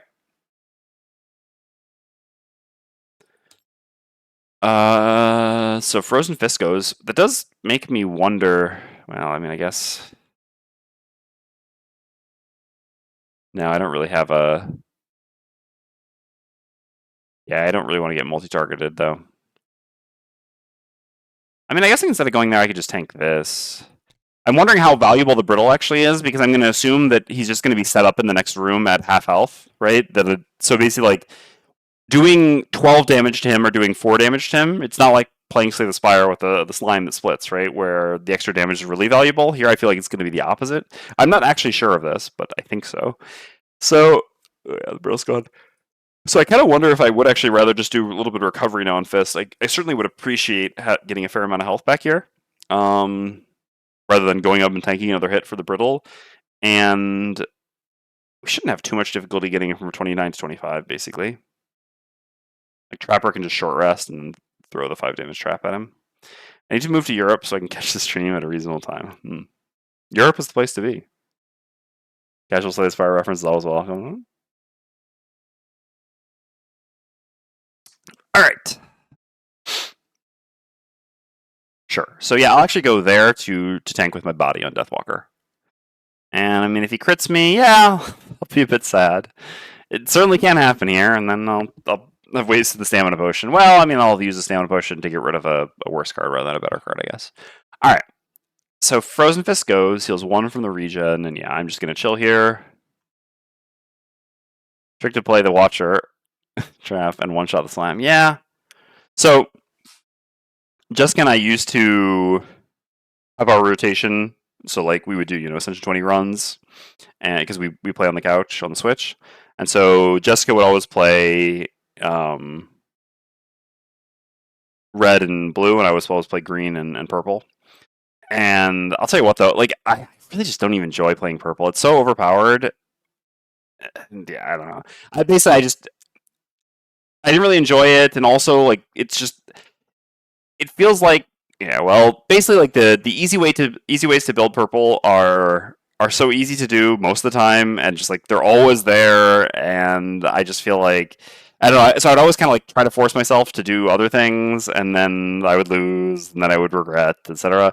So we eventually just amended our rotation to, which is a bit more fun now too, to just exclude purple entirely. So it's actually just a rolling rotation where it's like one she goes red, I go green, she goes blue, and then I go red, she goes green, I go blue, and this way everyone gets to play everything, and we don't have to play purple, which is kind of like win-win. So let's not equate trap to purple, because purple, trap. All right. Let's use Primal Bellow, heal for 3, and then ward ourselves with Frozen Over. I could make some ice for a little slip and slide action at this point. Yeah, why not? At this point, I don't really think this will be in Trap's way, and if anything, this will actually help Trap to move. Having put one here too. That's not really going to do anything, but for the fun of it. All right. And we're warded.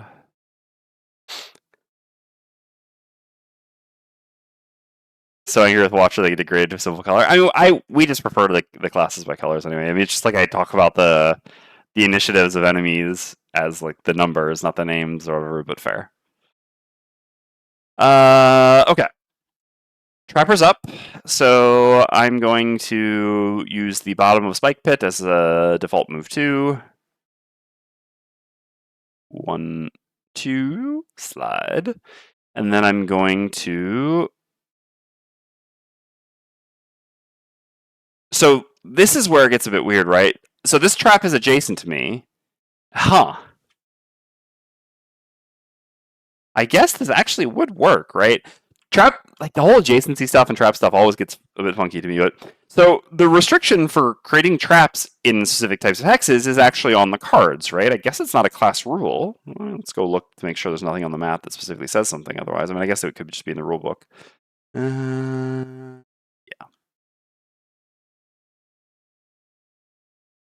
Okay. So yeah, this is what's a little bit weird, right? So, okay. So like this says create one trap in an empty X. Well, this one just says replace one adjacent trap with blah, blah, blah. And the interesting thing about this, right, is that so it's normally functioning on the assumption that that hex would be empty because if the trap is there, it's kind of inherently an empty hex. Except no, we're trapper. We can walk on the traps. So can I actually replace a trap that's underneath me? Since it's not an empty hex, I'm in it, but oh, so there is a general rulebook thing about traps needing empty X's. That's weird then. Then why did all the cards actually say empty? I mean, I guess just as a reminder, it never hurts to be redundant to make sure people know. Okay, that works then. All right, so in that case, we replace this trap here. Get rid of you. Finding reference. I mean, I believe you. It did seem like it was supposed to be a thing. Although, again, then it just seemed, it was a little bit weird that it's on the cards, but not unreasonably so. Okay, and so then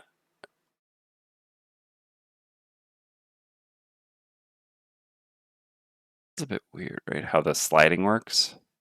I guess you don't. Yeah, you like get pushed, the extra slide happens, it doesn't do anything. Okay. So the boss is going to once again make ice and attack the Deathwalker. -1, so 4 damage. And push the Deathwalker too. And that's gonna be like 1, 2.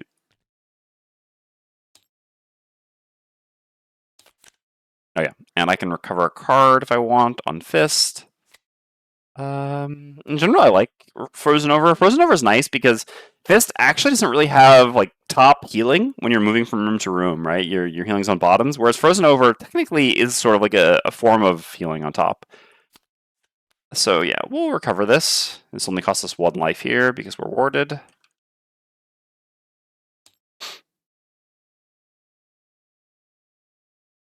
Okay, yeah, makes sense.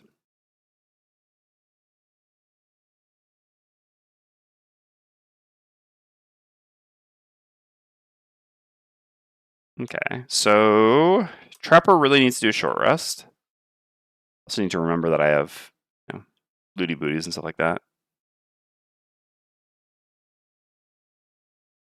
So Deathwalker's gonna play 2 cards. Trapper's gonna short rest. Okay, is what it is. It's funny. I'm losing my level 2 card, and I'm like, it's it's losable, but yeah, I mean, I really just don't want to lose Dismantle here. Replacing a trap actually.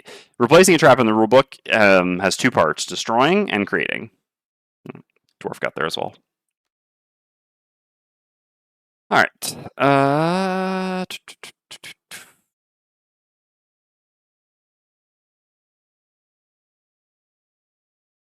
The worst part about having honeypots is just using the bottom all the time.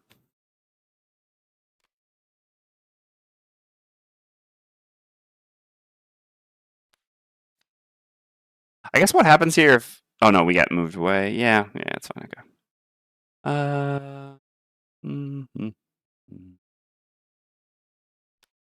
Wildly enough, we don't actually have any of our big moves left, so that's okay. We'll do something with these cards in case he's still around, and if he's not...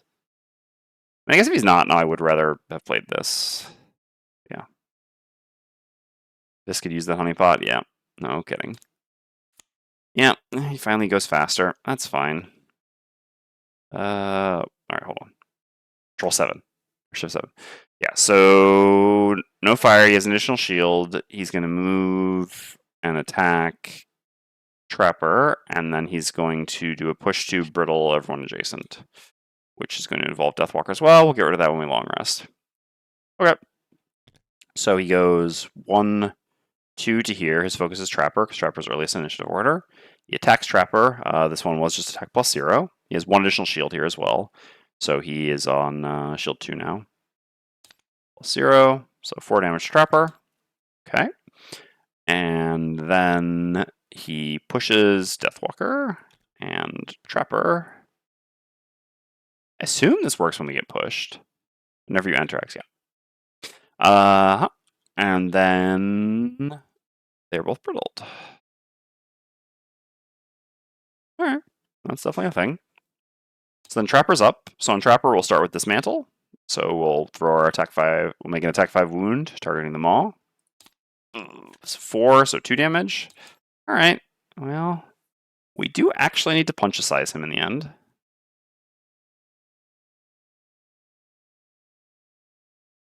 And this trap is gone.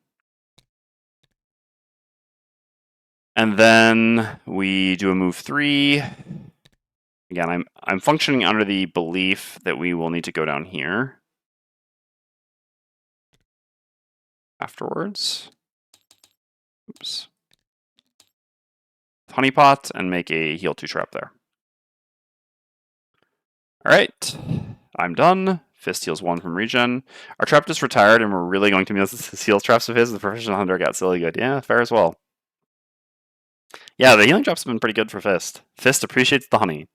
I just imagine Fist like, Yogi Bearing, basically.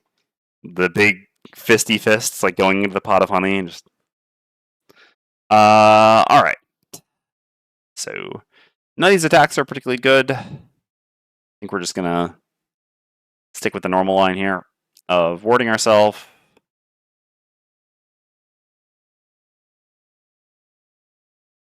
Technically, yeah, I can make ice here to maybe help the Deathwalker if they're forced to move in the end. And yeah, then we have 3 movement. 1, we get wounded. 2, 3, 4. Oh, no, I counted this right. 1, 2, 3. Yep. Okay, and we make ice. And this is gone, and we are wounded. And then, yeah, well, we will recur a card, but we'll worry about that in a bit. All right, Deathwalker's up. So I will use the top of Deadbolt. Really like to flip a +1 here. That would make a really big difference, to be honest. Yeah. Come on. Oh, brutal. So it does 1 damage. Technically he's marked, but well, I guess that doesn't matter. Yeah. So he's still not at half. Because it was rounded down. Which would be 25. Yeah, rounded down. Ugh, that's annoying. And then I move the Shadow 5 axis. 1, 2, 3, 4, 5. Alright, Fist is going to have to go back in there and do a bit of punching. So I guess I'll get this card back. It's kind of the same. Which one of these I get? Oh, no, I mean, I guess... Well, I only need to move 2, but who knows? Maybe he'll move before now. Yeah, no, there's no difference against the boss of 20 and 30 initiative, so... Alright, so I pay 1 to recur that. And that's the round. Alright, Deathwalker will long rest. Fist will play these 2 cards. Trapper will start setting up. We're down here already, right? Yeah, so we can put a nice little trap over there. So we'll create a 5 damage trap over there. Trapper just loves being ahead of time and having time to set up, right? And then we'll just increase. Could use the second. Sure. So we do this, and then after that we do this, and really want to upgrade one of them. But yeah, we've got options. We've got options. Oh, wait, but actually... Well, the dedication plays in the... Well, it actually matters this time. Up to 2 traps, move 3 jump. I put it there. 1, 2, 3. Move through, though, right? Yeah, so unfortunately, this doesn't actually work. Yeah, this ice is annoying. Damn ice. This one isn't even Fist. This is just a scenario. Yeah, I think I'll work with this then. Alright. Here we go. Fist is up. So Fist, the regen heals off the wound, which gets our second instance of remove a negative condition from yourself and ally 2 or more times with Optimist. Okay. So Fist goes. Yeah, boss is making, not consuming. Anyway, I will just move to here with this, remake ice, use the ice on Piercing Pummel. Ah! Whoopsies. We were at 7. Wrong. Hotkey. Gain 1 experience and make an attack 3, Pierce 2. Okay.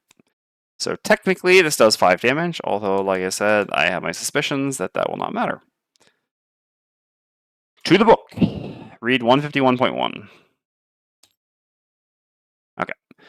Open door 2. The Hungry Maw performs a certain amount of healing, loses all negative conditions, is immune to damage until all revealed. Oh my god, he's going to keep pummeling us? Ah, I thought we would get a breather. You do not get a breather. All right, all right. So, hold on. Let's go back over here. We'll need that other page as well in a second. So, loses self, loses all negative conditions, there are none left, is immune to damage until all revealed snow imps are dead. Okay, so we've got to go exterminate 2 normal snow imps, but there's also some bears in there, huh? Oh, wait, I was supposed to do Trapper's turn first. Crap. I mean, anyway, I always knew what I was doing here. Hold on. Yeah, sorry. So Trapper was supposed to do this and this, basically. I wanted to heal off the brittle. So, or was I going to, I guess I was going to put 2 traps here, yeah. So basically, yeah, I thought he was going to open this door down here, but I thought he was going to like teleport down there. I guess that would have been a little bit weird. Okay, so in that case, yeah, I need to go through this first. So Trapper does designate the hex you are occupying and perform move 3. 1, 2, 3. Yeah, this is a pretty good spot to be in. Heal 2, remove the brittle. This is gone. And then this is range 2, right? Yeah. And so then I get to do a 2 damage trap here. And a 4 damage trap here. And gain 1 experience. Okay. And then Fist did the thing. So L times C. L is 4, C is 3, so heals 12. Well, that's not so bad. I guess damage did matter.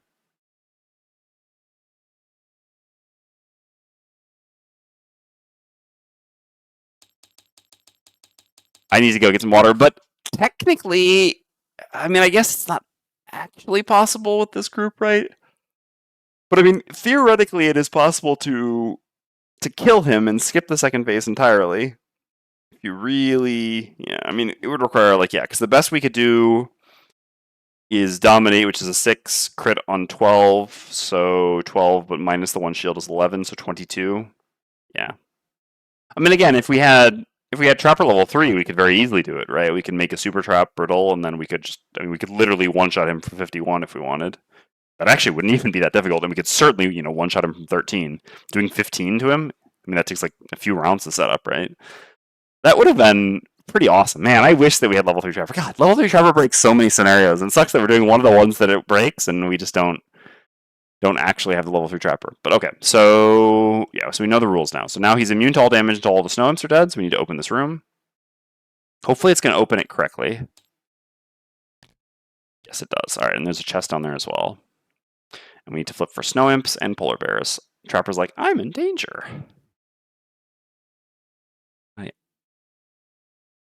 Not this that I need, it is this. Minus move is good. Snow imps as well. Maybe like a, not something. Alright. Thank you. Okay, so Frozen Fist is done, and we made ice with this. Which I didn't think would matter in the end. Well, I mean, I guess they were going to make an element anyway, but some regret. Thought I was going to get to long rest and everything. Okay, so polar bears go. They're going to reach us anyway. All right, I really got to go grab some water. Oh my god, Trapper's in trouble. All right, be right back. I didn't really understand what the at most meant there. I just thought that like that just meant as soon as she's brought to this amount or less. Like the first time, basically, but yeah, anyway. Yeah, certainly these traps, obviously I would rather if the 4 damage trap was here and the 2 damage trap was here. This is a lot worse, because the 2 damage trap is a better candidate for being transformed. Also, I can't use immobilized traps on them. It's weird phrasing, so we added meaning to it. Yeah, fair.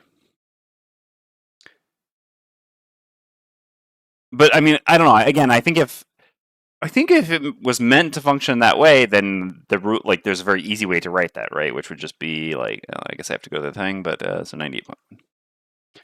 You would just say, like, you know, the Hungry Maw cannot be, the Hungry Maw's hit points may not be reduced below, you know, H type blah, blah, round it down. The first time they are reduced to that amount, read this. Another boss makes it very clear you can't overkill a phase. Yeah, that's what I was thinking of as well. So I don't know. In my opinion, I think you could actually overkill here. It seems easy to make it clear if that's the case.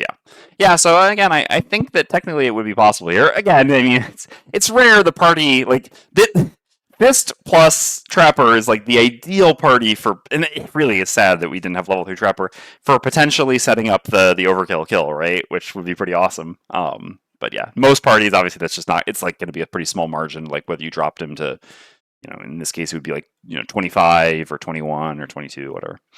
Okay, so I'm in danger. Yeah, I wish that I'd like run further back, but I didn't really know how this was going to work out this way. It probably shouldn't be this close.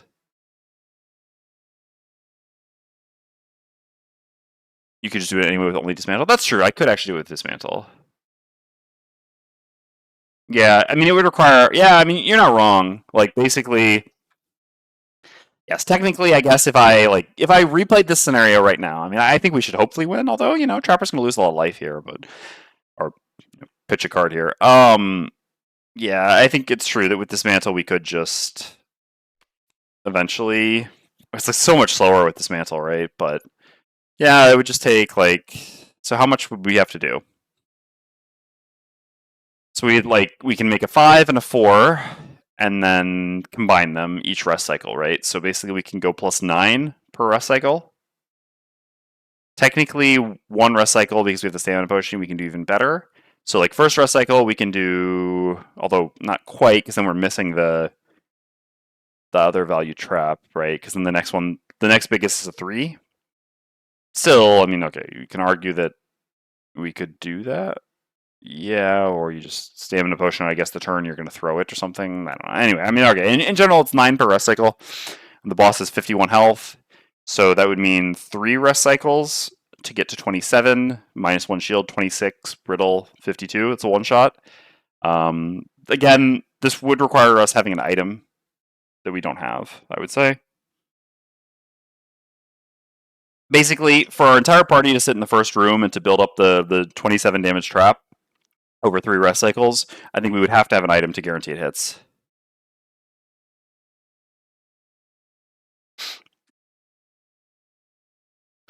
Given that we don't have any way of ensuring the hit, yeah, I think that actually wouldn't be the correct line. Just because, yeah, I mean, obviously we have no source advantage and we have no way of mitigating a miss or a minus. Like if you're flipped even a -1 or -2, it wouldn't be the end of the world because then instead he would survive with like 4 health. Well, actually, that would be pretty annoying. Well, no, it really wouldn't be. Then we just have to kill someone. No, that would be pretty annoying. But yeah, regardless, we don't have any way of ensuring it. So I think even if I redid it knowing the exact scenario, I still don't think I would quite go that way. Without something to sort of guarantee it. If only there was some class in the game or in any game that. Well, never mind. All right. If only we had the divider.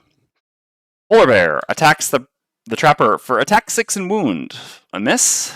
That's not a miss. That's the opposite of a miss. It's a card. All right. I want this like this. Yeah, I mean Spike Pit can go. Spike Pit doesn't really do anything here, right? I mean, very little.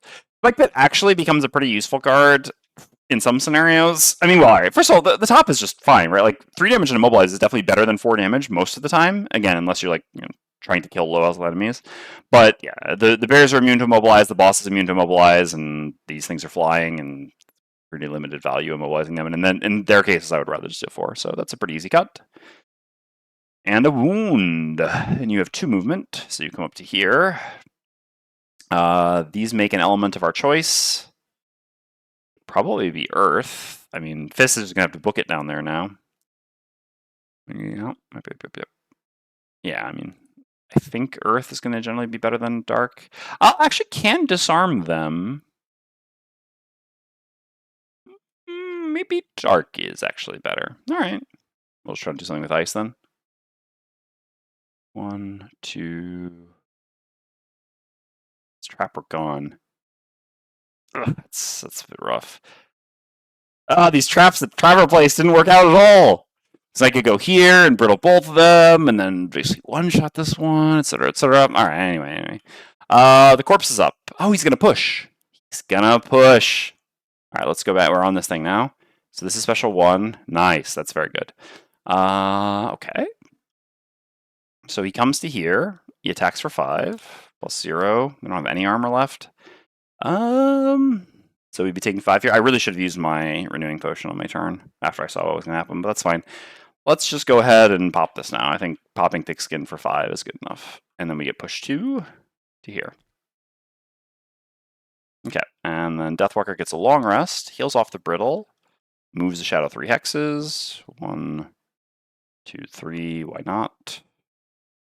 Like, we could teleport down there. Well, actually, yeah, teleporting down there does seem pretty decent, actually, because we're kind of in somewhat of a danger up here. I mean, he can reach us down there, but only with a +1 move. All right, we get a loot. Thanks to being pushed back. Refresh our items, and we choose a card to lose. Oops. Which will invariably be the other teleport, I think. We only need one of these. Okay. And we will not recover a card here. We're just going to short rest.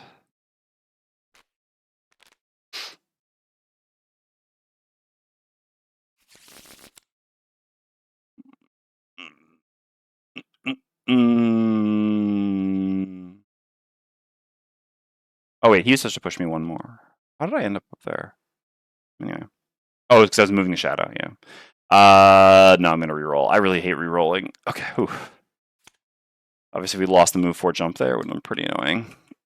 Instead, we lost something very acceptable. I mean, honestly, a card that I would be very happy to have the bottom action of later. But, yeah. Alas, not right now. If I go into the center there, do I die? It's not improbable.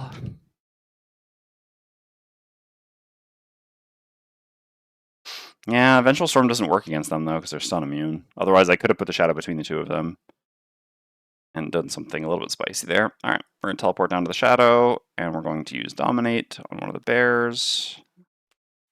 We can go as early as 19 initiative. There's some risk. There is some risk. All right.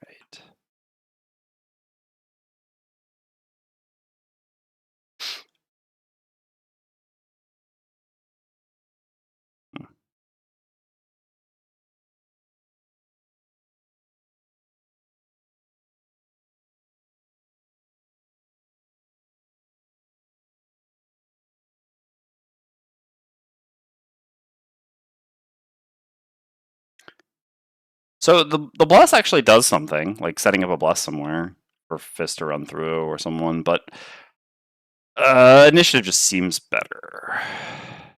Yeah, initiative seems more valuable. All right.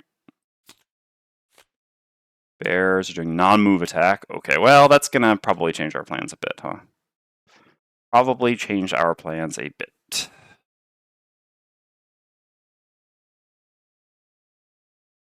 My ice!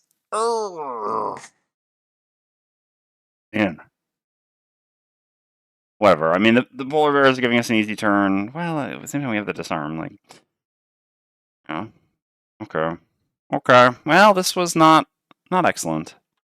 It's okay, I guess. Yeah. We also someone needs to get the chest, and that someone has a name. All right. Sees a room full of ice with a chest at the end. Fist is like, you called? Okay. So corpse is up first. 1, 2. Frozen Fist is earlier. 1, 2, 3 hexes away. 1, 2, 3 hexes away. Yeah, because it's 1 movement, 2 movement, or 1 movement, 2 movement, and it's 1 movement, 2 movement. So focus is Fist. So it comes to here. I honestly would have preferred it to go up and hit Deathwalker, because then it'd be further away from us. That would have been nicer. Can I make that happen with my boots? I cannot. I can go to 1934, which is still slower than 1920. All right. So boss comes here, consumes the ice, does an attack at +0, if I'm not mistaken, and shields himself. Again, there's no fire. So, I mean, also shields himself. Doesn't matter, he's immune to damage currently. We'll do some pushing as well. I guess I need to set this back up like here-ish. There's also damage traps in here to push into. That's interesting. Okay. Sure. So attacks Fist for 4. -1, so 3. I really need to remember to use my items to refresh my armor, by the way. And I get pushed to here, and I'm brittle. The brittle's not going to matter, fortunately. Okay. Fist is up. Heal 1 from regen. Goodbye, brittle. So there's no longer any ice. So I cannot do this.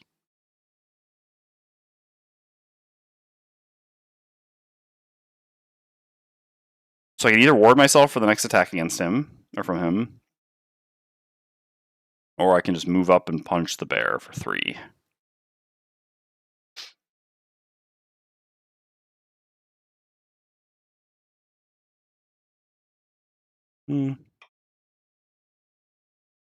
Warding myself for his next attack does seem pretty valuable.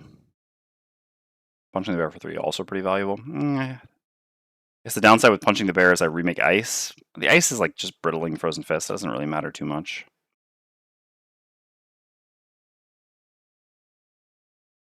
I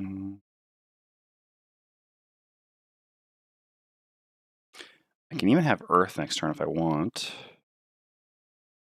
Yeah, I think we could have a pretty decent turn. Okay, sure. I'm going to go here with a default move with the bottom frozen over. I'm going to use the top of Encased Punch, and I'm just going to attack the Polar Bear for an attack 3, generating ice. I'll save my sword for later. Again, we have things we can do. I'm going to go ahead and use my Renewing Potion right now to refresh my armor and the Circlet. I'm then going to use the Circlet to get rid of the Dark and make Earth. We don't actually need the Immobilize from... Or sorry, the Disarm from the Polar Bear. Or sorry, from the Deathwalker for the Polar Bear, because, yeah, the Polar Bears are not moving. Okay, so this is just an attack 3 on the Polar Bear. Okay, 3 damage. And then I'm done. Oh, no. I needed to use my boots to go faster on the Deathwalker here anyway. Oh, wait. I forgot to refresh them when I long rested. But yeah, I need to use my boots. Yeah, this is the first turn after the long rest. Yeah. Because otherwise the thing won't be next to my shadow anymore. I was not paying attention to that. Anyway, yeah. So I will use my boots. Again, nothing that happened there had anything to do with this. Okay, so we'll go at 19. Yeah, so it's 1920, and then 1934, and then 25, yeah. So we're going to go ahead and... so first we're going to use the bottom of Forceful Spirits. So the annoying thing here is the positioning, since he has the multi-target. Need to be a bit wary of that. But yeah, I mean, it's like, so it's here. I think here's probably slightly better. So we'll teleport to here. And then we'll use Dominate, Eating the Shadow, marking this Polar Bear, gaining 1 experience. I don't think we just gained it, did we? No. And performing an attack 6. 7. Okay. And that's that. Then Trapper goes. Takes 1 from wound. So I will use Flurry of Nails, making an attack 3 here. So 2. This will still be enough, because then we push for 4 damage and 3 damage. So the bear dies here. This. And make a shadow, which I will place, I think further down is better. Okay, Polar Bears don't move. Imps move. They have +1 movement. That's actually pretty nice, because I like them to come up. So 4 movement. 1, 2, 3, 4. They don't benefit from ice because they're flying. 1, 2, 3. Ooh, yeah, we got a little juicer to do next turn on Deathwalker for sure.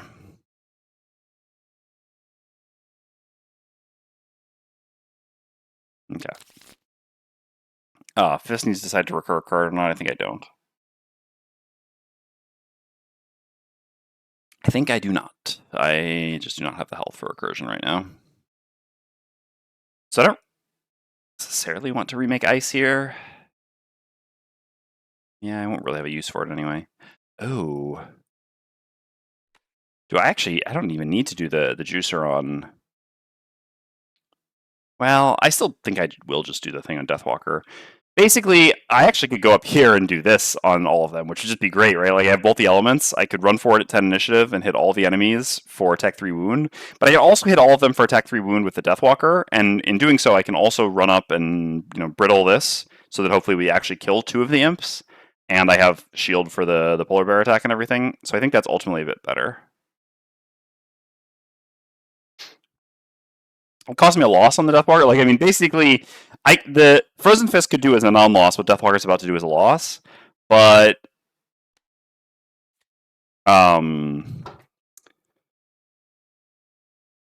yeah, like I have cards to lose on Deathwalker at this point. Like, you know, we're facing a boss who has 33 life. We just have to kill these imps, and then we can start killing him. We do a ton of damage, and yeah, I think having the additional shielding on Frozen Fist and basically essentially representing like 3 to 4 more damage on one of the imps is generally going to be worth it. Okay, Trapper needs to do a short rest. Sure.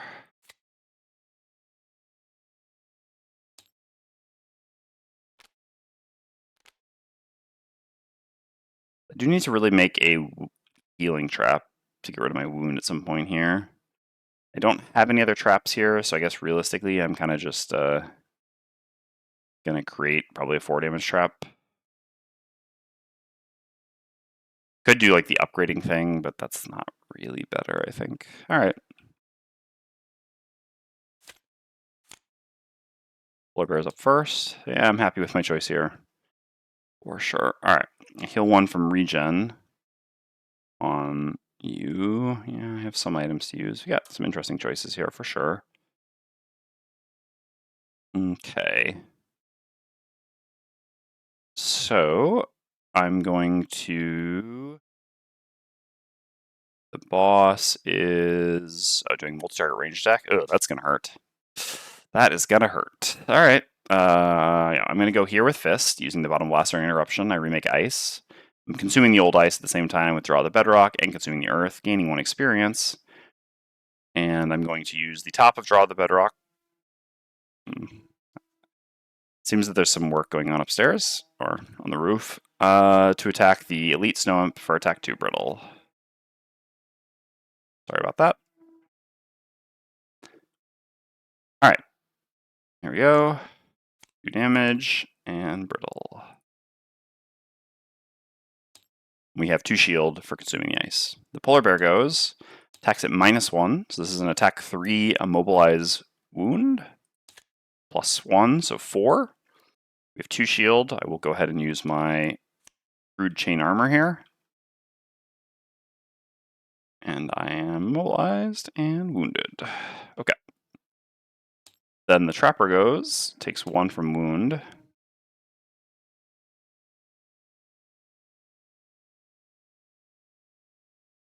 Yeah. It looks like my mic's not picking that sound up except when I talk. Hopefully you can't hear it too much when I talk, and I'll try to avoid talking too much when it's ongoing. Hopefully it doesn't last too long.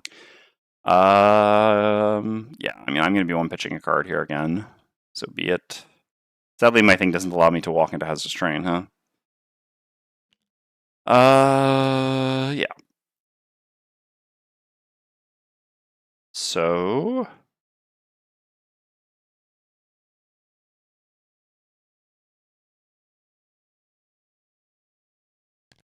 I think I'll go here.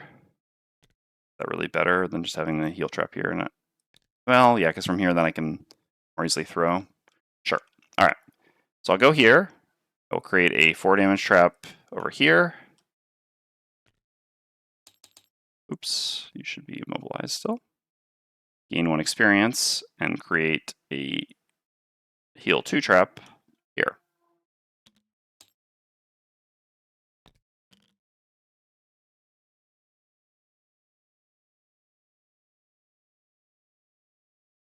Okay. Deathwalker's up next. So on the Deathwalker, I'm going to use Dark Fog to move.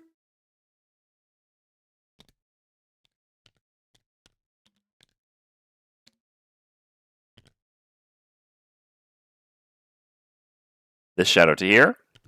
Sorry, when I'm making pauses like that, it's just because of this. To move this shadow to here, and then I'm going to use the top of Fleeting Dusk. I've used this more than I expected. Gain 1 experience, and just do attack 3s around the horn. I guess technically I want to attack the elite first. So, because I'd like to generate more shadows here, basically. So yeah, I'm going to try to do some specific things. I do have my Spyglass. I won't gain advantage on the elite. We'll just attack the elite normally. Marking it, obviously. Getting a shadow here. Then here we have a more interesting question on the normal. No, I mean, I guess we can just leave this, even if it dies to wound. Like, basically, if we go +0, we just leave it marked, and we can just, like, worry about marking this later, basically. So that works. Okay, yeah, so then we will not use the Spyglass here, because I'd rather use the Spyglass for some, like, giant brittle attack against the boss in the near future. Sure, so we'll attack this just straight up, marking it, obviously. Yeah. Kills. No kidding. That goes there, and then on the polar bear. Okay, so 3 damage and wound. And so that is lost. That's acceptable. Okay. Snow imps go. There are none left, so the boss is no longer immune to damage. Then the boss goes, so the boss has -1 attack here. So we'll step to here to hit Deathwalker and Trapper. So these are attack 3s in both cases. So first on Deathwalker, take 3 damage. Then on Trapper, so it's 2. Sadly, Fist doesn't have the AoE targeted heal anymore, so we're still forced to pitch a card here. It's pretty annoying, but what can you do? Bit of a shame. There's like a giant trap down here. Do I have any wave? If I like pull... I guess I still have the move 4 jump, so maybe I can get rid of Caltrops.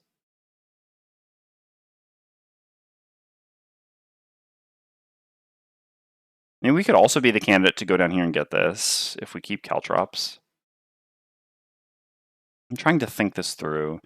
Yeah, I'm pretty low on cards, so let's see. If I like move 5, I get like 1, 2, 3, 4, 5, and then yeah, the move 4 jump just gets me there, and I still have the move 4 jump, right? Yeah, I lost the move 3 jump. I just played the move 4 jump this turn.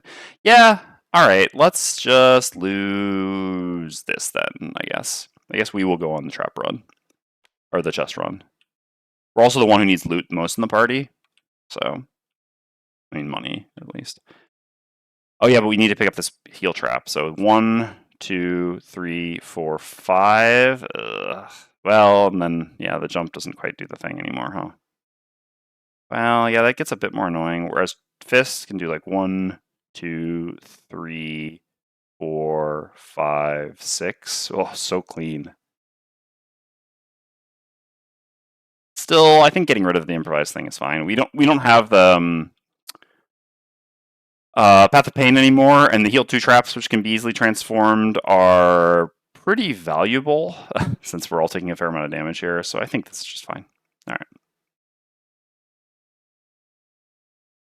right. Do I recur a card on Fist? I have Ice here, but no Earth. Pretty terrible initiatives otherwise. Yeah, I guess I will recur a card for 3 life. Yeah, just for initiative. We'll get back this. Okay, and that's the round. So, sorry, I'm moving the camera around a bit too much. What are we up to now?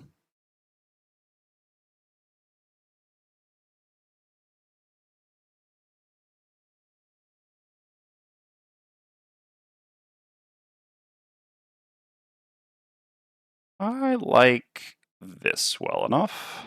We do want to try to kill that polar bear, I think. It just represents a lot of incoming damage. We're pretty low. So we can just, yeah, move some shadows around a fair amount and then start tossing out some attacks. We're just going to stand still and tank because we're immobilized. Yeah, we're just going to toss a trap at the boss. And then I think we're still going to make the run for the chest. Maybe just leaving the wound trap behind, who knows. All right. So boss is doing nothing special. All right. This is up first. Lose the wound. Heal for 1 with regen. We're going to consume the ice for 1 additional shield. Ice. Oh, the polar bear is doing multiple attacks too. Wow, that shield is going to be clutch. Okay, so this is just an attack 2.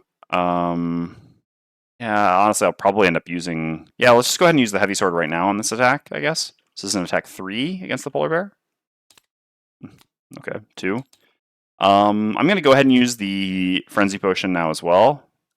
Just because it's really bad against the heavy maw with shield 1 retaliate 2. So we'll do another attack 2 here. Yeah, that's what I was hoping for. That's nice. I mean, admittedly, I have shield 2 against 2 attacks for 3, but still. Alright. So 2 more damage done. And, oh, yeah, no, he can be disarmed. It's stunned and immobilized. He can't. Beautiful. And then we're going to use the bottom Primal Bellow to make Earth and heal for 3. This is gone. Okay, Deathwalker's up next. So Deathwalker is going to use the bottom of Deadbolt to move all shadows up to 3 hexes. So 1, 2, 3. 1, 2, 3. Wait, hold on. 1, 2, 3. I'm just going to pick up this trap now because it's going to be used in a second by Trapper. And then this one will go 1, 2, 3, but then I'm going to eat this one. Okay. So then I use the top of Vengeful Storm to do 2 attack 3s at range 4, attacking this Polar Bear and then the boss. So Polar Bear first, marking him. No reason to get advantage here because this will still kill. This will die to the wound before he ever goes again. Okay, he's marked, and I will not mark the boss again. There's no value in that. This will be my last Shadow Generation. Ooh, okay. Oh, brutal. I mean, it's okay, actually. It's just attack 3. The heals are really nice because that makes it easier for Trapper. So, if I understand this correctly, I believe that this, if I'm not mistaken, so basically, if we perform 2 different attack abilities, we would have 2 different. I mean, because basically, heal is like a one-time thing, right? So if we did like attack here and then attack here, and we got heal 1 here and heal 1 here, then we would have 2 different heal 1s. But because we have 2 heal 1s on a single attack, I'm pretty sure this just creates a single heal 2, which is a little bit worse here because I would rather I'd rather do a heal 1 here, heal 1 here. I only need 1 healing on the Trapper, not 2. Just 1 to remove the wound makes a big difference, but we'll just throw the 2 there because yeah, I mean removing the wound is a big deal. Okay, so we'll do the 2 healing on the Trapper. I've been so happy with those modifiers. I mean, again, Frozen Fist in the party, etc., but man, those modifiers have really overperformed for me. Okay. And then we prepare to pitch a card. Trapper's up. I'm going to launch the 4 damage trap that was there at the boss. This is an attack 4. Okay, 3 damage. And then I'm going to do a move 5 with Caltrops. 1, 2, 3, 4, 5. Yep. Okay. Frozen Corpse goes, steps to here, attacks the Deathwalker. -1 would be great. Oh, we'll take a null. Haven't seen those yet. Polar Bear goes, can't attack, takes 1 from its wound. And that's the round. Recursion with Fist. We have Earth. We can brittle the boss. Pretty costly brittle. Doesn't it go pretty badly for us if we do that? It goes kind of badly. But there is a saying, I ain't afraid of no ghost. Yeah. Obviously, how much lumber is here, by the way? 3. We should try to pick up a little bit. Have we picked up any lumber yet? No. We should really try to grab some loot with Fist at some point, once we're like pretty sure we have the kill. So presumably we move up here. So we pay 3 to recur this. No, we definitely end up just basically dead doing this. It's a bit of a shame. Oh no, there's the heal trap here. Okay, yeah, let's get this back. Yeah. Pay 3. Alright. So we'll do this and do this. Trapper is going to short rest because I would like to get back to helping the party sooner rather than later. Was I somewhere that I could end of turn loot? No, with the looty booties. Could Fist end of turn loot with looty booties? Yes. Yeah. I'll just do that again. I'm doing this at the end of the round, but that's just because I don't pay attention to the items because they're too far down and I don't see them. So this loot should go to Fist. Gets lumber. Please? Oh my god, we did it! Alright, I mean, technically we have to beat the scenario, but I don't think there's really any doubt that we're going to be beating the scenario from here. Has Isaac ever said what a heal trap is thematically? Hey, Skizzy. Basket of cookies or something? Skizzy would be Corporage, right? I know, right? A second lumber. I'm not sure he's ever... Yeah, thought so. I know that from BGG, I think. Anyway, I don't know that he's ever really said what a heal trap is. You'd have to ask. I've never actually asked him about it. I was just like, heal traps, cool. Why not? I don't know. I guess he just wanted to add a bit of variety. I would guess, and this is a bit crazy coming from Isaac, because for those that don't know, Isaac is very much a theme first, mechanic second designer. I mean, to a reasonable degree, right? In all fairness, he's still like a heavy Euro player, etc., etc. But oftentimes, theme first, mechanics second, and or he designs from a place of focusing a theme. So yeah, this feels very much like a mechanics first decision. So I don't know. You'd really have to ask him. This would be a good question if he doesn't just another AMA. Hmm. Yeah, I agree. It's funny because yeah, the heal traps are like they're one of those things that I was like seeing them or like who's really ever going to use these? In the end, they get used a fair amount. I mean, as Dwarf said himself, like after you lose the heal traps from your party, you're suddenly like, where are they? When I was playing with Jessica, playing the Trapper as well, I frequently ended up using heal traps. The funny thing is, obviously, you take the level 4, like I said.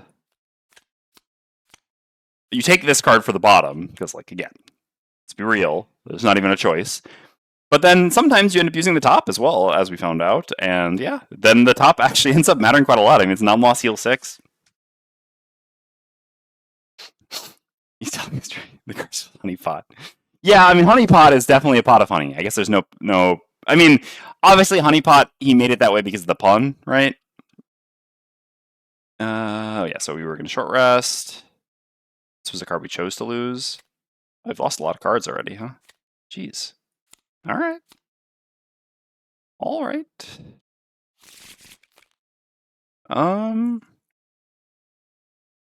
See, Skizzy. 1, 2. No, we shouldn't actually lose that. If we lose that, we're really going to struggle to get back. We basically need both the large moves. So yeah, I mean, I understand that there's a risk we pay 1 life and we hit a 1 out of 3 to lose the other one, but I think it's worth like paying 1 life to have the chance to get the other one back because we really just want both of them. All right. I mean, all right. I would like Honeypot because with Honeypot I could pick up like some of this loot more easily, or whatever. But Fist also needs loot, so it is what it is.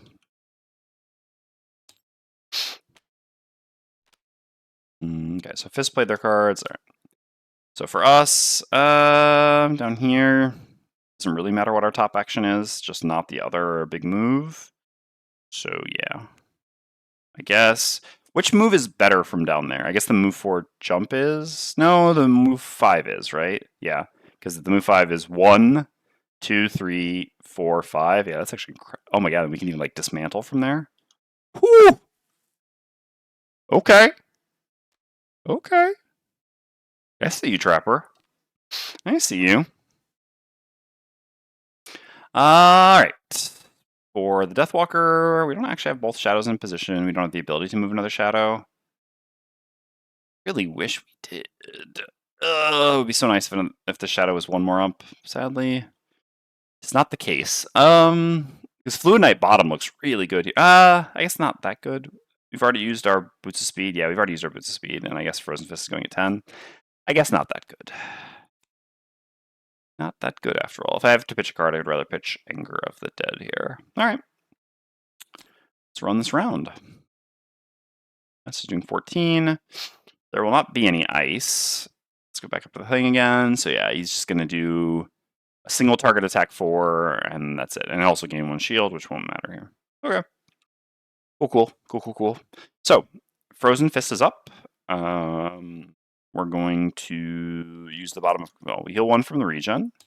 Going to use the bottom of Cold Boulder as a move 4. 1, 2. Heal for 2. Thank you, Heal Trap. 3. Honestly, I might as well go over here. Makes it maybe easier to pick up the trap or something, or the chest or something. I don't know. It doesn't really matter, but yeah, sure. I'll go over here, and then I will attack with Draw the Bedrock, consuming the earth, gaining 1 experience. So this is going to be an attack 2 brittle. There we go. That's fine. Wasn't a very effective attack anyway. Take 2 retaliate, but we have 1 shield, so normally we should be fine against this attack. And if we're not, well, yeah, it's pretty costly actually, but. Or I should hopefully be able to finish it. And he's brittled.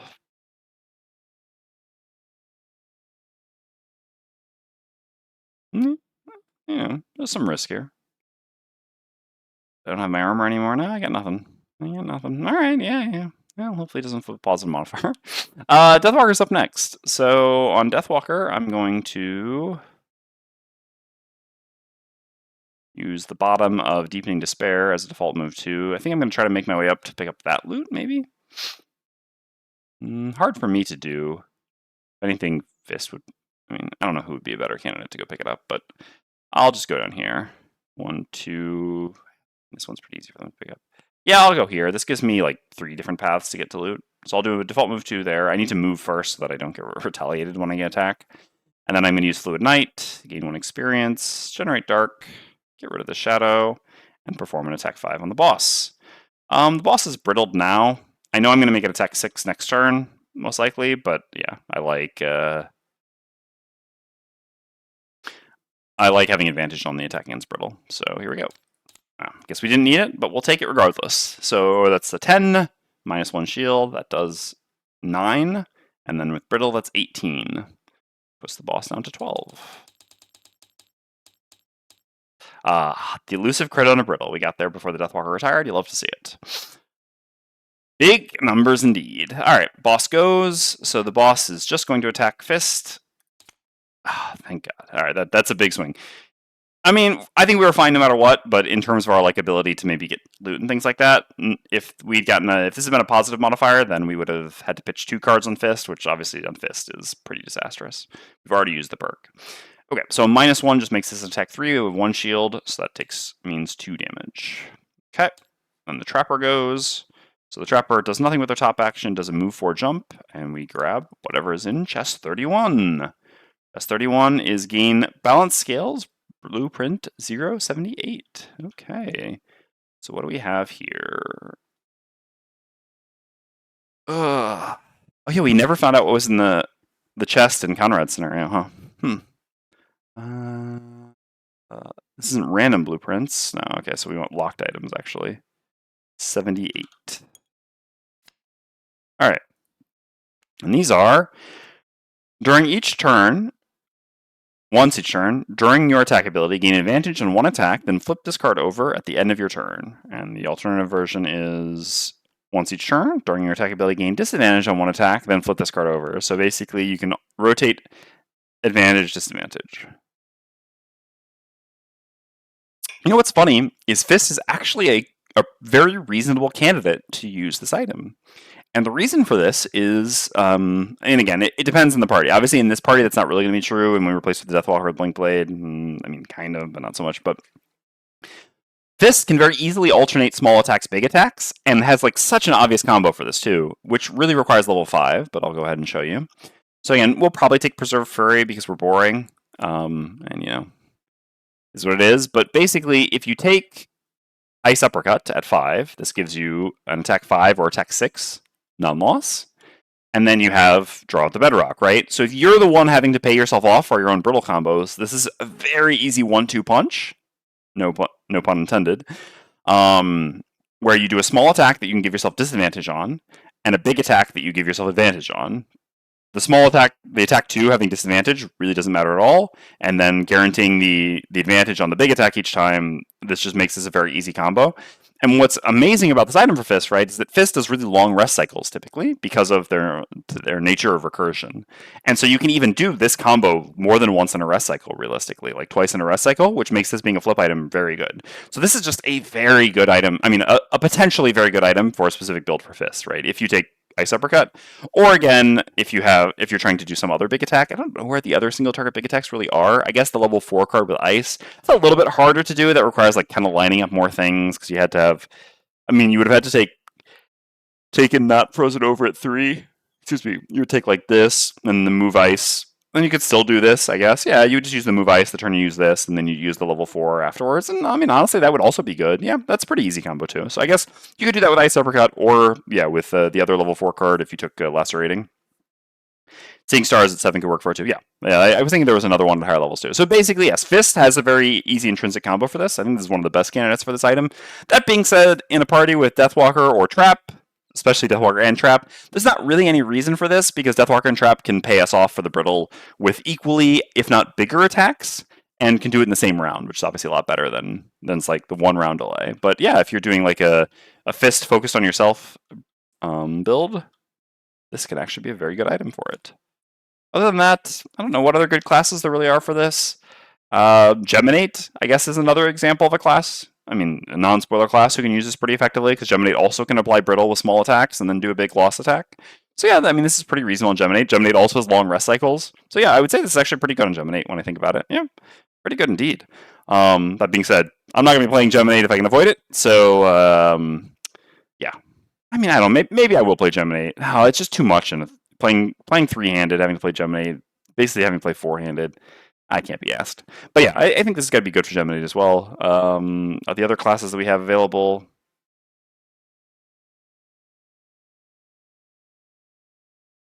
Hmm.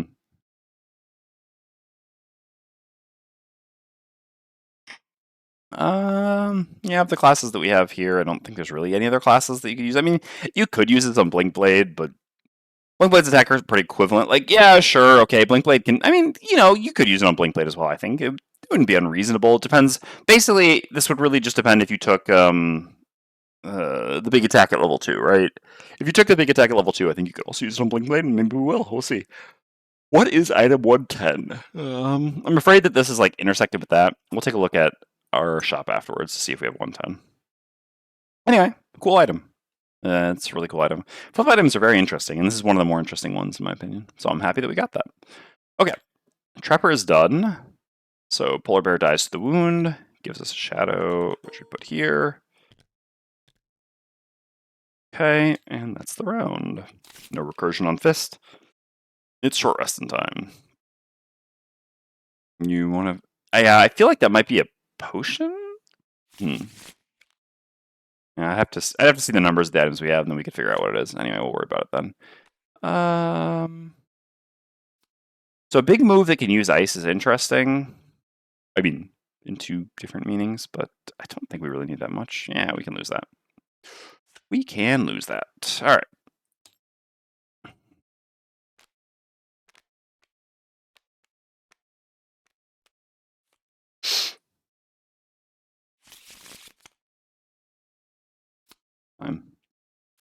That is more than fine. So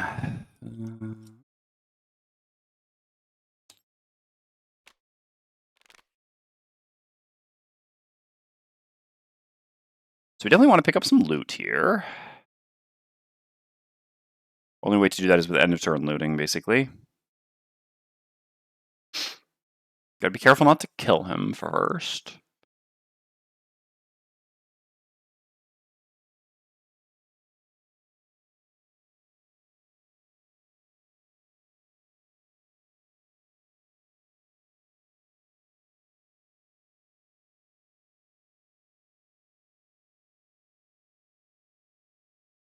Yeah, Deathwalker can tank an attack, right? What do we do before we run away? We don't have any elements. It is 2 retaliate, but I can attack into 2 retaliate if I want. I don't want this move, though. Honestly, I think I'll just maybe do this, just tickle him a little bit and go like this. Seems fine. This seems fine. Okay, as for you, involve the shadows. And time for a really big whack. Okay. So Fist is up first. Deals 1 from the regen. I will do the top of Primal Bellow. All adjacent enemies suffer 1 damage. Got you for 1. I will put a trap of ice, or a hex of ice right here. For my own personal convenience. Well, actually, let's put it like here. To go there, maybe.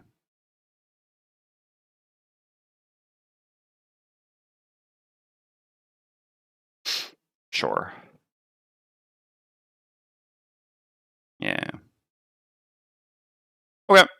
And then I'll just jump back to here and grab this loot. All right, come on, another lumber. I mean, not really going to complain about 9 gold, but I am going to complain about 9 gold. All right, that's fine. We also made ice. So then Trapper's up. So Trapper from way downtown. So if this crits, this would kill. That would be rather bad. I mean, either of us crit, we kill. We just flip more cards. I guess I'd rather attack with a Deathwalker then. I'll just pick up a chest with or a loot with the trapper here. Yeah. Okay. Sure. Do I have a large enough move left? I have 3 move. Yeah, that works. Works. Okay. Sure. So trapper's gonna do move 5. So this is 1, 2, 3, 4. So I can go to here and throw this trap at him, but again, I'll be making an attack for 6. If this crits, he will just die, and then we'll pass up a bit too much loot. Don't really like that. We've got it so guaranteed at this point, so I'll just go to here instead then, and end on the loot and not do anything. With this movement, I wouldn't have had enough, because I could have gained experience, but I would like to make it to a loot on trapper. It seems decent. Okay, not a lumber. Not a lumber. Okay, that's good. Good. All right, Deathwalker goes. So he'll come up to me. Kind of want to grab loot with. I mean, yeah, I believe that I'm not gonna crit here. I believe. All right, I'm gonna move all shadows 3. I'll leave the shadow here. I'll just move the shadow here. I'll delete the shadow to dominate and make an attack 6. Beautiful. 7, so it does 6 damage. To 5. I didn't like it on Trapper because I already flipped 6 cards. The odds of a crit were reasonably higher. Deathwalker less so. Although, admittedly, Deathwalkers also remove 2 cards from their deck. Okay, so then you're going to go to here. You're going to end up pushing Deathwalker after you attack. I'm pretty sure we're still pitching a card anyway, because I believe this is a +1. Yeah. Yep, that's fine. All right, so what do we pitch? That's just fine to pitch. Okay, and then we get pushed to here.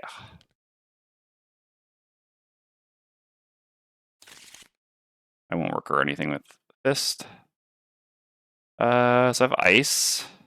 I can't really hit. I just want to make it to some more loot. I'm just going to try to do that as quickly as possible. Before he goes. For you. Can't wound him. Would have been neat if I could. I'm just going to hit him with Fluid Knight and I don't know. Play this for initiative, I guess. And on Trapper, I can now throw the trap. Yep.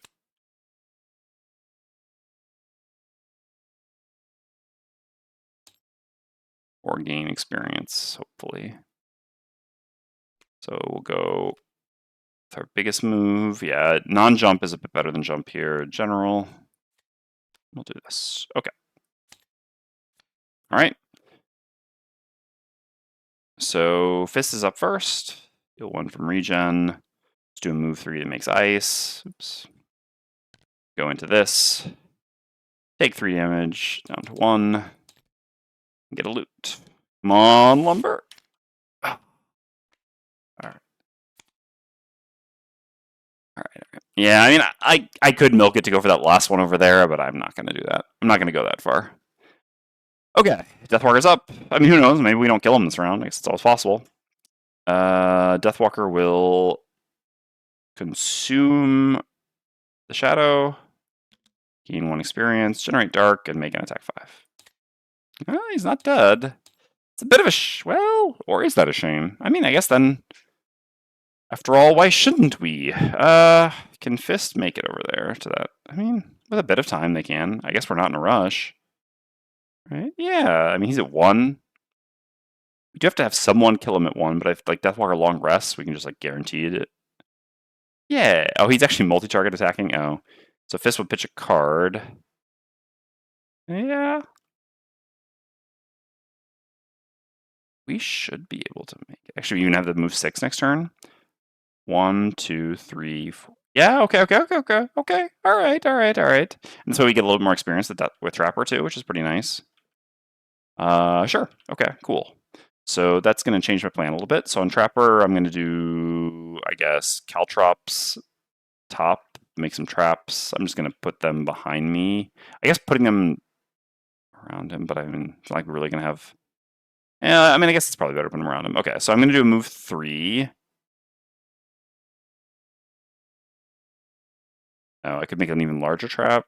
Nah, it's not really. I don't really want the traps in the way. I don't know.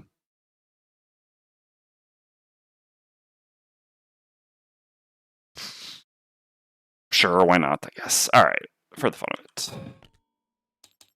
All right, so we'll put a 1 damage trap here, and I'll just put the other one back behind. And then we'll destroy the trap that's underneath us. And then we'll do a move 3 to here, I guess. Sure. And then we'll add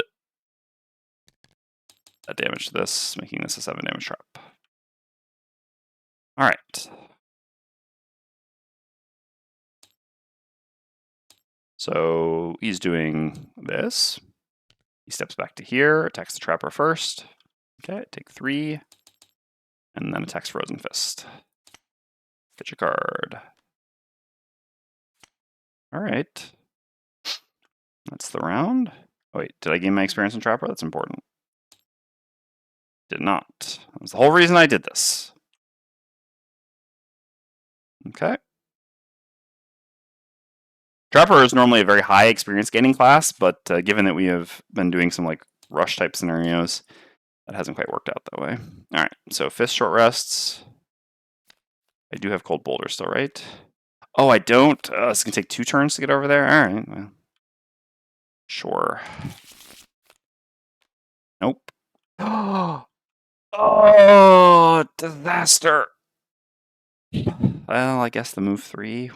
1, 2, 3. And then I have to like for it. I can't re-roll him at 1 life. Alright, well, that's gone.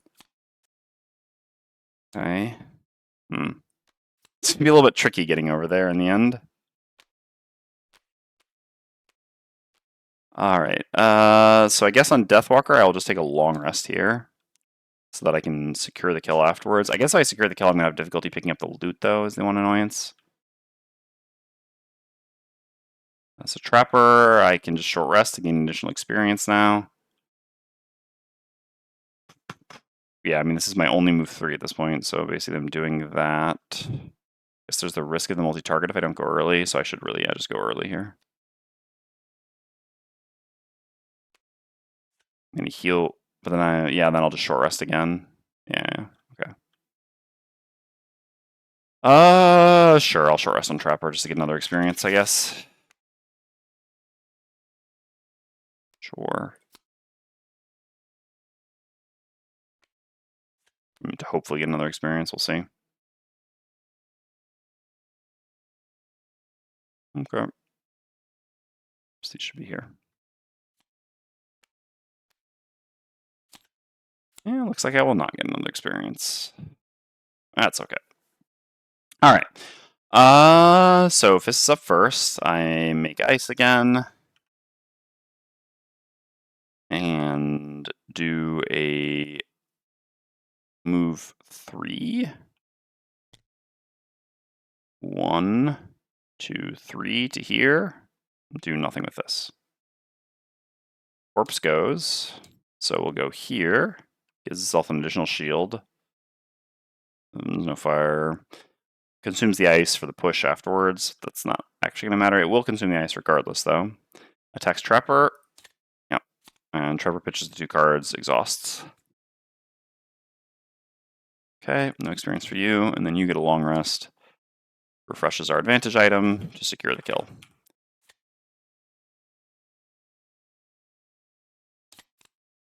Just get rid of Fluid Knight, I guess.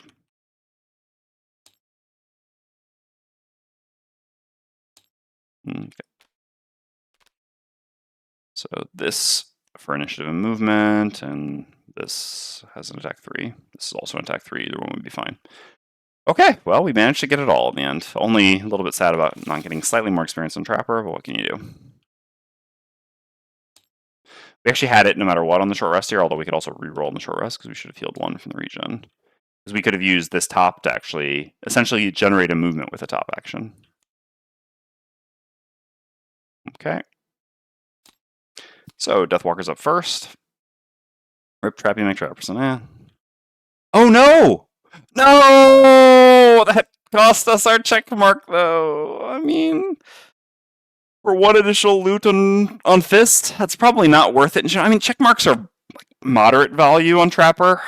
It's like one of the classes where the modifier on deck matters less. It doesn't really not matter, though. Like, you know. And I mean, I definitely want at least one more perk. Well, kind of two more minimum, but. Oh, I forgot the non-exhausting. Yeah, maybe we should just ended it. I forgot about that. Oh well. You win some, you lose. I mean, obviously, if this is a lumber, it'll have been worth it. So it's just going to be a lumber. Miss 100% of the shots you don't take. So, Vengeful Storm. This is an attack 3. You get this in level up. Yeah, I mean, pretty much. That being said, I mean, the modifier deck doesn't matter a little. Obviously, we use Dismantle. We'll eventually use the like level 7 or whatever. All right, advantage on the attack. Attack 3 with advantage. This is a 100%er. Of course, we get a crit for good measure. This has got to be the Deathwalker's last scenario, right? You just go out on the Deathwalker's like, this will be my last attack. Just blast the boss with a crit, a completely unnecessary crit, so that everyone remembers her name. All right, boss is dead. I use this, gain 1 experience, just in case, to do a move 3, and pick up the loot. Clean. Yeah, the boss fight here is pretty easy. Let's be real. Boss version of this was pretty easy. All right, metal is out. That means there's still 2 lumber in there. All right, 1 out of 6. I'll take it. All right, Frozen Fist goes. We have 3 movement. I mean, I could actually give myself 1 additional movement. We get to this. And lumber? 6 gold for Fist versus a check mark for Trapper. I don't know. It's kind of a toss-up. It's only 1 experience here, but... Did you even name her? The Deathwalker? Nah. I guess it'll be Deborah. Probably, since we've been going with alliteration each time. All right. Not bad, not bad. Let's read the conclusion. I'll tell you what, though. If I ever do this scenario again in another campaign, I'm always doing this version. Boss fight was fine. It was a little on the easy side. I don't mind that too much. Obviously, we had a fair amount of luck with like the imps. You know, the turn we went in, they didn't have enough range to reach us. Then we were just able to blow them up immediately with pre-set up trap. These imps also didn't attack for 2 rounds, basically. You know, yeah, we had a fair degree of luck in this scenario. I think it could be I think we were on the positive end of variance, certainly. So yeah, and this was just a pretty reasonable sort of like 2-room boss fight scenario with some special stuff going on. I enjoyed it, honestly. Like I highly recommend anyone who ever does this scenario in the future, and I highly recommend anyone here telling anyone who's ever considering doing this scenario, don't mess with the puzzle. Just do this version of the scenario. I'm gonna blow my nose. All right. So what is our conclusion? 111.2 or 11.2. Gain 10 gold each. That's not the most rewarding thing. I guess maybe there's a different reward for completing the puzzle. Maybe that's why everyone does it. 10 gold. 10, I mean, yeah, Trapper appreciates 10 gold. All right, let's do the loot. So we have 3 gold. 1 hide and 1 metal.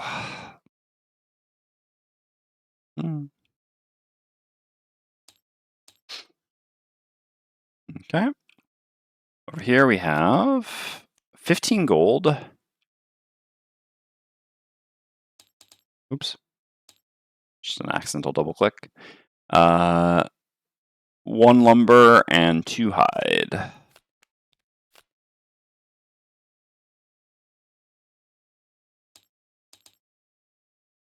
Okay. And over here we have 3 metal.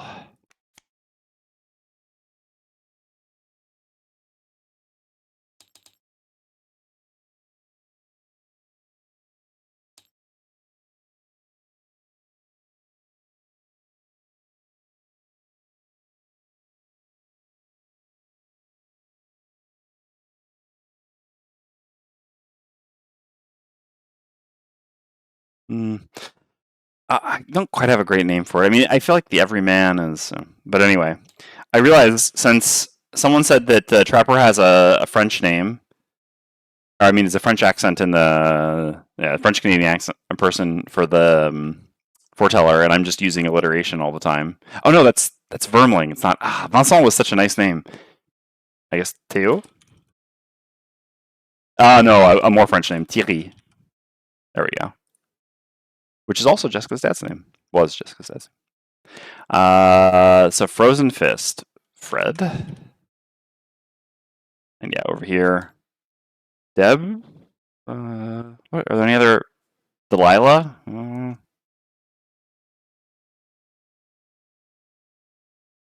Danielle. Okay. The Fashki. Why are we quoting cheese brands? All right. I am naming characters.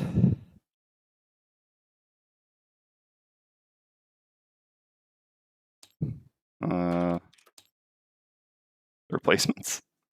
Like it's not exactly it's basically the people that you call when the other people are busy. I mean, which is kind of the replacements. But now, what is it in theater? Right, the person who's like the apprentice, not really the apprentice. What's that called? The understudy. Yeah.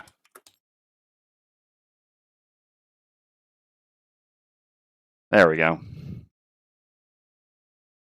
No one expects the group of Thierry, Fred, and Danielle.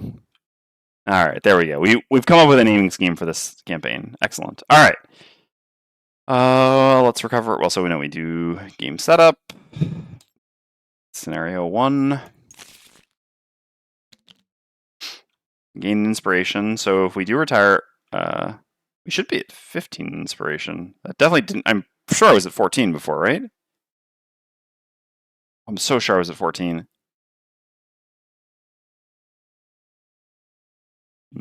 Let's see. 1, 2, 3, 4, 5, 6, 7, 8, 9, 10, 11, 12. Maybe it is 14 then, because I think we just gained 2 from this. Dang it. All right. Don't retire here.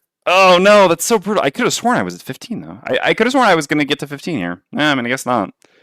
I can obviously check the save after this, but yeah, there's no reason to think it wouldn't.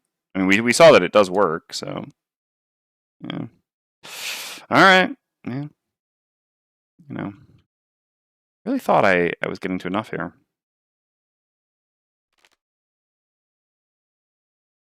Yeah, I mean, who knows? Maybe Danielle won't retire.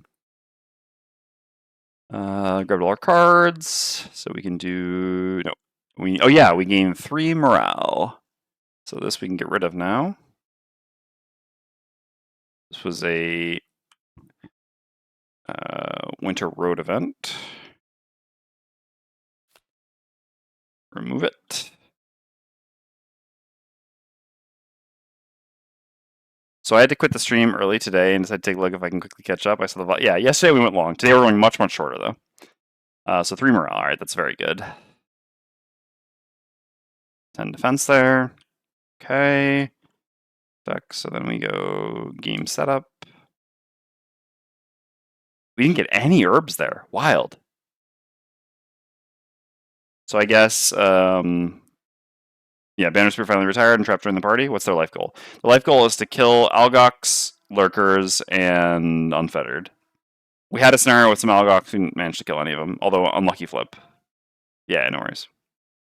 All right, delete map. Yes. Okay.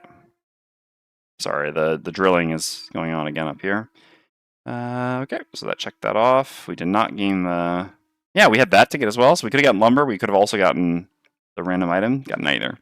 That's a shame. Okay, so we get to read 54.3. That's going to be unlocking the Algox quest line, I'm pretty sure. Next scenario there. 54.3, I said right? Up, yes. Yep, 28 and 30. All right, is a map... hold on. Warriors Time. Okay, so now we gotta actually read this to see which one we want to do. Warriors Time has come. Peace Summit has been arranged, and we would be grateful for your attendance. He is making the final preparations to activate the spires. We're sending devastation to the Snow Speaker clans. We must end this now. Coming a message and a map to the cave where Ellen will be. Also note, however, the position of Particle Spire. She did demand your aid if you wanted to remain in their good graces. You must decide So Summit Meeting is going to be the allied one. All right, 28. Anyway, we unlocked 28 and 30. So we'll be doing 28 next. All right. Oh, that'll be interesting. Ah, I thought so. Thank you, Kaushi. So it didn't work. Ha! I knew it. Man, that's really frustrating that it's supposed to be. I was so sure that was a 40. I mean, again, I'll check. I mean, let me just check the save right now, I guess. Hold on. I mean, there's a very easy way to check this, in addition to the VOD. So let me save. Newest.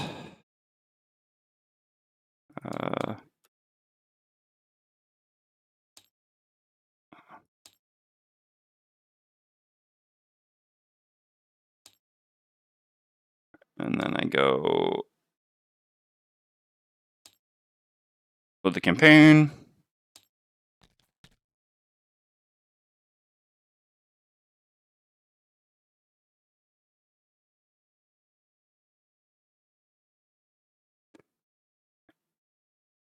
Putting up the save. Ah, no. I was at 13. Or did I make... No, there was nothing that was done after this. No, I was at 13. How did you see 14 at the end of the VOD, then? I mean, on the save, I was at 13, so... Maybe did I correct it or something? All right. Yeah, did it somehow get ticked down, then? When I saved? All right, let's go to the VOD. I believe you. It's so weird. Time to investigate. Because I really felt like I was at 14. I really pretty sure that I was like thinking like, okay, so one more scenario, and we'll finally get our inspiration on the retirement, which is where it makes sense. Okay. Yeah. Okay. Well, then I don't know what happened. Somehow we got one inspiration deducted when we saved. Yeah. I see it in the VOD as well. Ah. Okay. Thank you. So I really don't know what happened then. But anyway.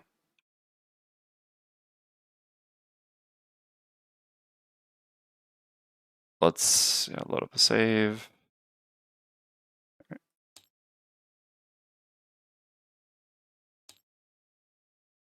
I can turn the screen back on in a second. Ah, okay. So it's time to read a name. Again, it will be a bit sad because without a Deathwalker, Party may struggle. A novice Blinkblade replacing our champion Deathwalker isn't necessarily the best path, but alright. So we should be at 15 inspiration indeed. Okay, no, yeah, something is actually bugging out here. So, what the hell? You see this? I didn't touch this before I saved, right? Like, I didn't reduce it. There's no reason I would reduce it back down to 13. So, for some reason, I save. God, now I have to worry if it's, like, deducting resources from other things as well. Ugh.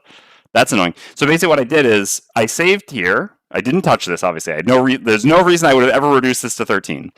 Because the question was between 14 and 15. And I just saved, and then I loaded the other thing, and then, yeah, the other thing showed that. So...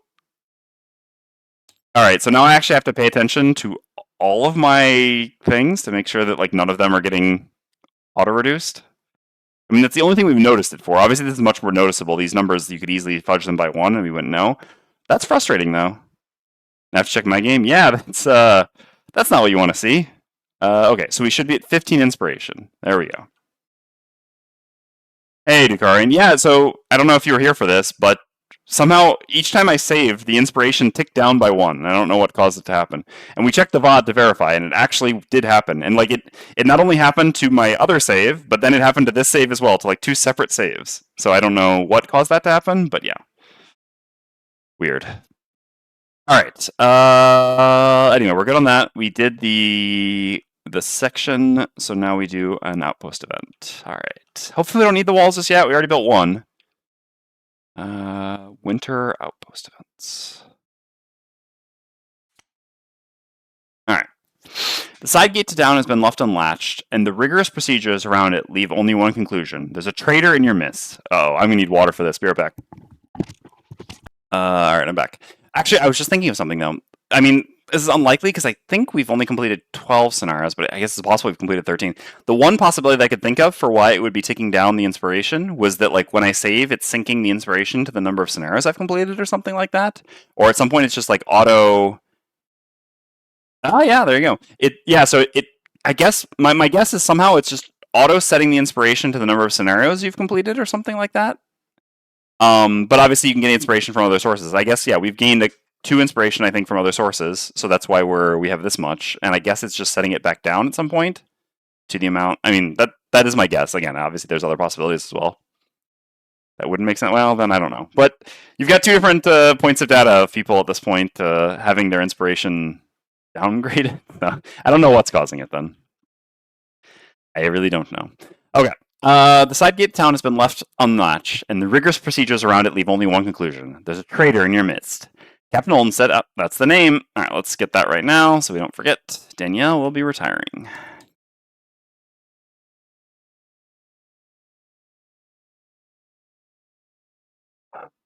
Excuse me. Captain Olmsted has narrowed it down to 4 guardsmen who were on shift last night. He asks you to interrogate each of them in turn. Oh god, I'm gonna have to write this down, right? The Orchid says the Savas and the human are innocent. The Valras says it wasn't the Savas or yeah. I enjoyed this. This is an example of a puzzle that I find fun, but I do have to actually the Valras says it wasn't the Savas or the Orchid. The Savas says the Orchid is to blame. The human says it was either the Savas or the Valrath. You're pondering who did it when a glowing portal opens and Aether steps out in an unusual hat. He smiles, his translucent skin a swirl of star stuff. Quite the conundrum. I should note that just one of them is lying. Before you have a chance to inquire further, he's gone. Who unlocked the gate? Is that Alexander inserting himself? All right. So, the Orchid says that I guess it would be nice if I showed. I guess I can do this on camera. That'll be better. I mean, if we can do this on like a note card so that people can see. All right. So Orchid says, I need to get this like up here. Yeah, I'm just gonna do this myself. I'm not gonna. This is fun. I mean, and also like, I guess. All right, I'll put it up on the screen. I mean, everyone can hopefully still read it while I'm doing it, and I'll create a poll. I love the 8th of Sherlock Holmes. Yeah, I won't look at the poll though. The annoying thing is the poll just goes away, and then I won't be able to see the results. Yeah, no, I think I'm just going to do this on screen. If you want, you're welcome to do this at home as well, and you can see if we arrive at the same conclusion. But yeah, the problem is I could create the poll and do it myself at the same time, but then it's just like because for some I can't see the results of the poll for more than like a minute after the poll ends or something like that. I won't be looking at the poll while I'm doing it, and then I look, and then it might be gone. I guess there's no harm in running the poll though. Okay. And then I just won't look at it, and I'm just not going to look at chat while I'm solving this quickly, and then I'll look back afterwards, and if the poll got it right, I mean, people in chat will know, I guess, although I won't. Who done it? That right? All right, so Orchid, Walrath, Savas, human. All right, I'll leave like 3 minutes for this, because this is probably around the amount of time it'll take me to do it as well. All right. I created the poll. I will not be looking at chat for the next, 3 or 4 minutes or something like that while I'm solving this myself. Poll started. If you can read the statements. All right, I'll bring the statements back up on. I gotta hide the chat here. All right, dang it. How do I? All right, I guess I just won't look at it. Is there any way I can put something in front of that? Okay, there we go. No, that didn't do what I wanted. Oh no. All right, whatever. I'll put this back up on the screen. I just won't be looking over there. Okay. Unfortunately, there's not really a way for me to, because I need to start writing on the note card on screen as well. Can I guess I can picture-in-picture this. Hold on.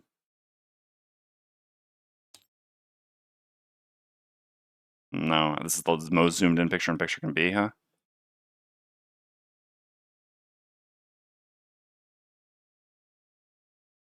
Yeah, I can't really do better than this. Oh, yeah, I can. All right. Doing my best.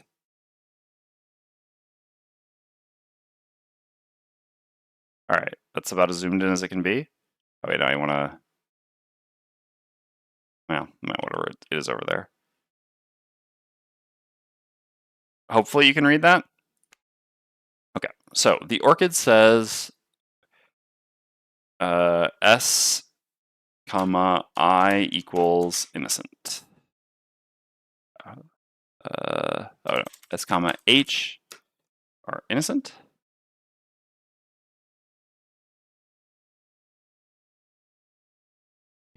Shift, yeah. The Volrath says it's gotta be the Volrath. It's always the Volrath, right? It wasn't the Savas or Orchid. So the Volrath is also saying that the Savas and Orchid are innocent. The Savas says that the Orchid is guilty.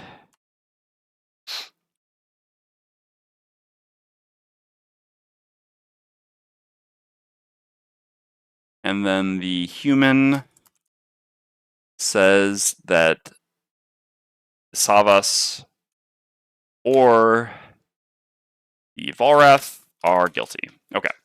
So one of them is lying. Let's see here. Savas and human are innocent. So we know for a fact that the Savas has to be innocent.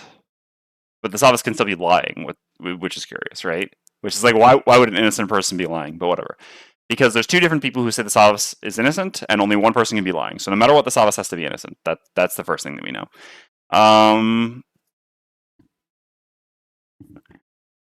I see chat. It's annoying that I can't. Can I hide this somehow? Oh yeah, I can hide it by putting it down like that. Okay, there. Now I don't even see the movement from chat. Okay, so what's up next? So then we know the Orchid is to blame. It was either the Savas or the Volrath. So one of these two people is telling the truth. So that means it cannot be the human as well. Yes. Yeah, it is impossible because since one of these two people has to be telling the truth, that is impossible for it to be the human. So it cannot be the human, it cannot be the Savas, which means it can be the Orchid or the Volrath. And so then, yeah, this person basically at that point would be saying that it's the Volrath. This person would be saying it's the Orchid, so one of them is lying. I mean, again, it doesn't really make sense for the person who's telling the truth to be. But anyway, well, okay, so let's see. So it has to be the Orchid or the Volrath. Human and Savas are innocent. The Savas or the Orchid.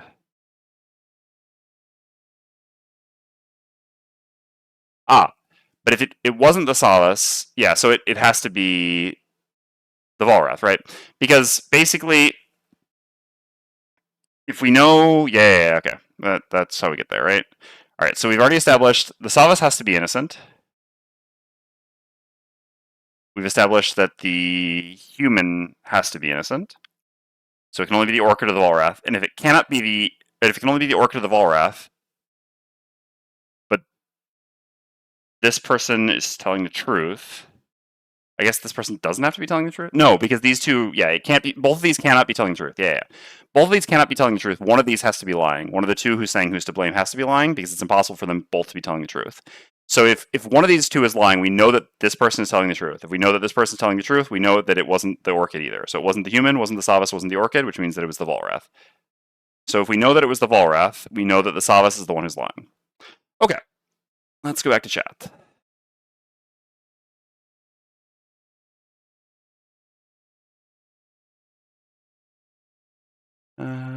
So I guess, yeah, I can't see that. What did the poll yield out of curiosity?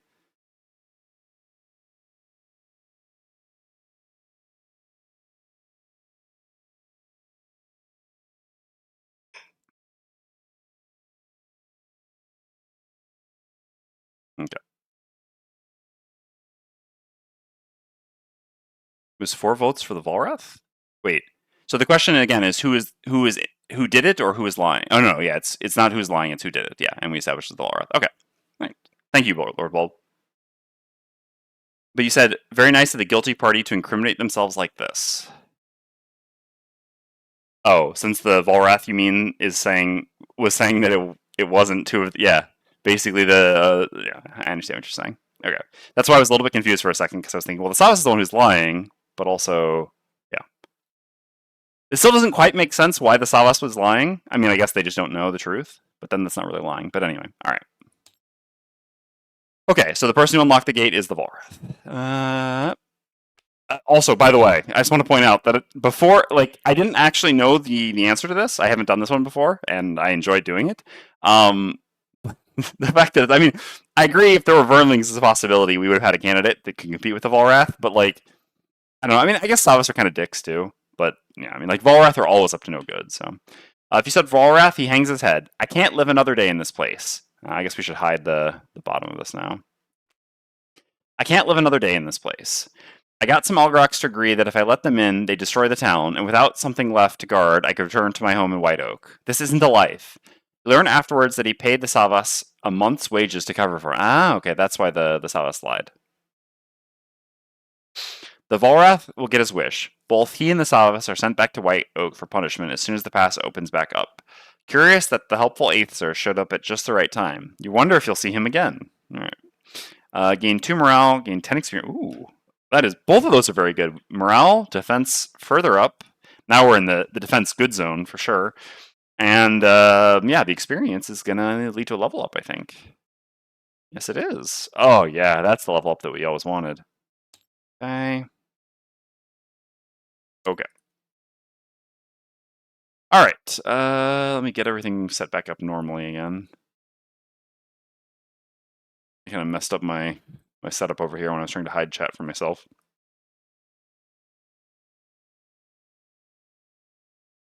By the way, I remember that some time ago they did the Wheel of Fortune event.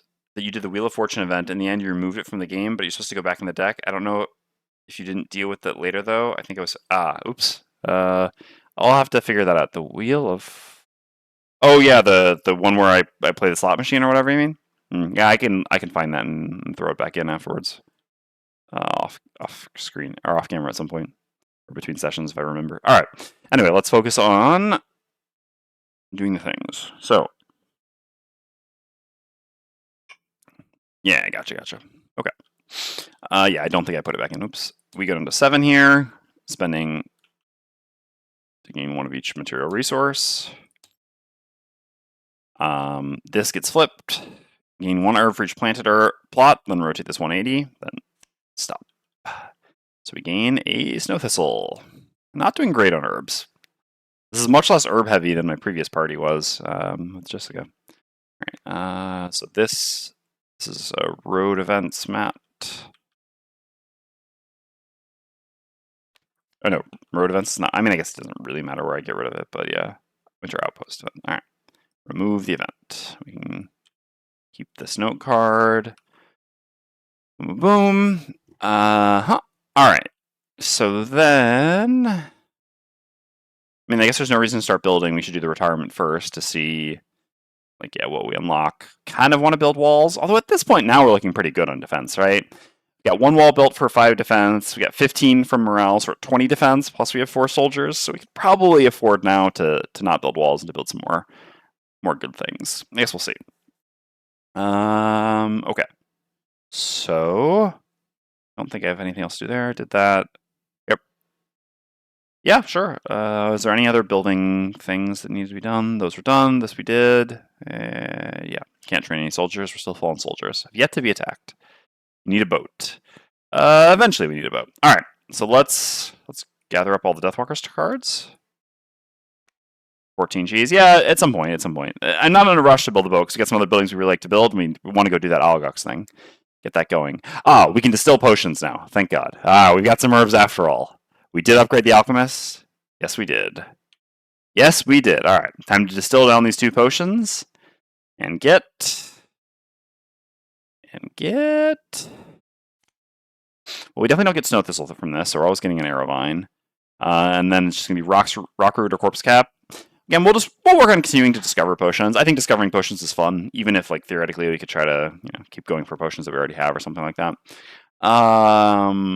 Okay, so if we have Snow Thistle and Arrow Vine, which one of these is more interesting? So Arrow Vine plus Corpse Cap is the Cure Potion. I don't know how bad we'll need that here. Arrowvine plus Snow Thistle, or plus Rockroot, we actually don't know, so that's an interesting one. We'll have more Snow Thistle, though, so what about Snow Thistle plus one of these? Snow Thistle plus Corpse Cap is Poison Vial, Garbo. Snow Thistle plus Rockroot is Renewing Potion acceptable? How good is this for our two characters? I mean, so you can't even use one. For you for now. Also, I think we forgot to use Looty Booties again. Oh yeah, we could have used Loot. No, yeah, we could have. We could have actually. Oh, we didn't want to make the attack anyway. But yeah, okay. Renewing Potion here doesn't do much, and I've already got a Renewing Potion here. Renewing Potion for Blink Blade. It's okay. I'd rather try to discover new potions. Obviously, we'd really like to find a Power Potion for Blink Blade. So, all right, I guess we'll. So that means we'll take an Arrowvine and what did I say? Yeah, Arrowvine Rockroot. Okay. So one Arrowvine and one Rockroot. Sorry, every time I say Rockroot at some point, it just comes out. Okay, put that there. All good. Okay, so we distilled the things. We have nothing else to do, so we are going to retire. So let's do our retirement section. So that is 53.3. Back one page. Beautiful. All right. Ever since the Deathwalker decided to stop heading out on missions, they've been wandering the streets of Frosthaven, muttering to themselves about lost souls. You finally stop them and ask what the meaning of it all is. There are just so many dead who still linger, the Deathwalker laments. Those who have fallen in battle, those who were taken by the cold. Those must be properly put to rest now, or they must be properly put to rest now, but I don't know how. You mention the makeshift graveyard outside the town, and the Deathwalker shakes their head. It is insufficient, woeful. The dead placed there don't get the proper respect. Piled into holes like garbage. Unless... The Deathwalker's expression changes. Yes, I must go talk to Satha immediately. Yeah, we would have gotten in here as well. Oh no, I guess we're the one retiring. Never mind. We must improve the grade. Although appropriate that the Deathwalker would have a class name in their retirement section, given that that was their personal quest. It was meant to be. We must improve the graveyard. Give the dead their due respect. Oh my, there is so much work to do. They move in the direction of Satha's cabin faster than you've ever seen them move. Hopefully, something good comes from it. Add 176.4 to the calendar in the second week of next summer. Okay, so 176.4.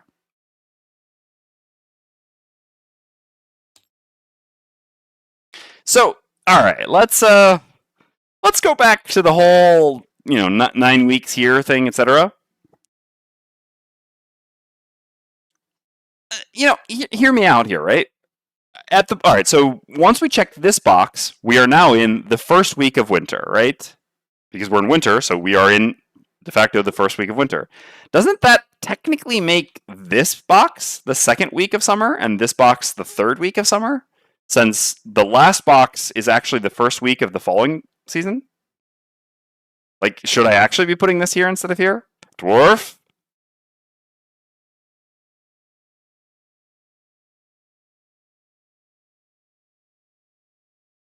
I'm saying asking is somewhat facetiously, but in reality, I'm actually not even completely sure. Again, the whole all right, sorry.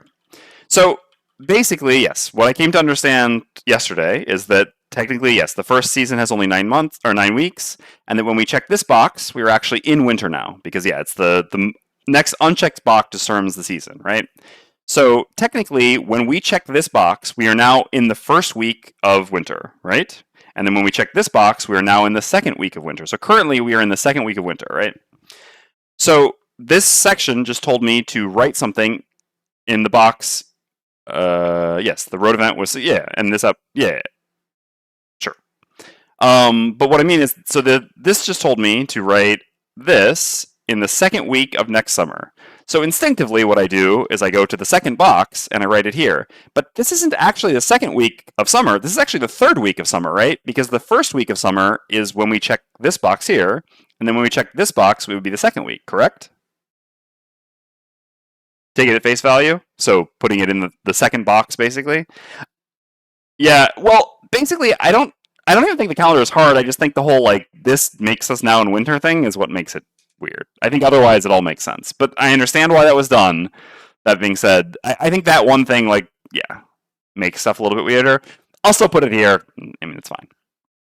All right. I would assume that this is what is intended, even though technically I'm not sure that's actually correct. Update for the inspiration bug. The new automatic end of scenario success editions are not writing the updated value to the sheet's stored data, so saving the file maintains the previous value. Okay, we'll get that fixed. In the interim, a workaround solution is just toggle it up and down before saving to force the sheet to update its new stored value. This shouldn't impact any other values on the sheet. Okay, great. Thank you so much, Dukarian. Appreciate that. That's good to know. So yeah, at this point, well, technically we're going to go to 0 here, but yeah. So as long as we manually toggle it, it will always update to the right value. Okay, that's really interesting. Well, glad we solved that bug, because that's a kind of or we figured out that bug, because that's certainly a bit of an insidious one, because people might not notice, and then yeah, be getting hammered by lower inspiration than they should have. Okay, so we did that. That was that one. So now we need to do the personal quest. Okay, so we open 85.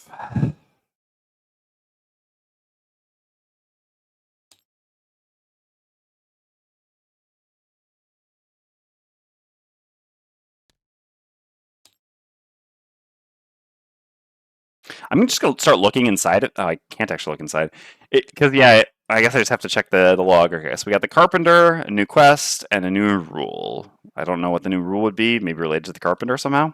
I do like the carpenter though. Walls or the carpenter? The carpenter. Yeah, that's definitely what we'll be building. Okay. Also, oh yeah, we get to. So I think when we do an inspiration retirement, it's actually supposed to be simultaneous. So I'm pretty sure we needed to do that before the new personal quest was added in. So we won't. So we're going to do our inspiration retirement here as well. So this is going to be 4 total prosperity. So 1, 2, 3, 4. This goes down to 0. I'll toggle it to 0 to make sure that it goes. All right. And then, yeah, so we need to actually grab 2 personal quests for the inspiration retirement. So if I draw Return to Simplicity, I will just redraw another one. Okay. Since I believe that one shouldn't actually be in there yet, again, it doesn't matter much to me, but I believe inspiration retirements are meant to be simultaneous. So I think we're supposed to draw 2 and choose 1 at the same time, not like sequentially. So this is what we'll do here, and then yeah, after that we'll be getting a new one for our new character. All right, so we can do this or this. 5 scenarios that require these things. I think we've stockpiled a reasonable number of those, even though we did a couple. So we have currently Ice Cave and here, and that's it. So we only have 2. And unfortunately, we did 2 of the ones that we had. Huh. So there's no guarantee when that would be. That's a little bit rough.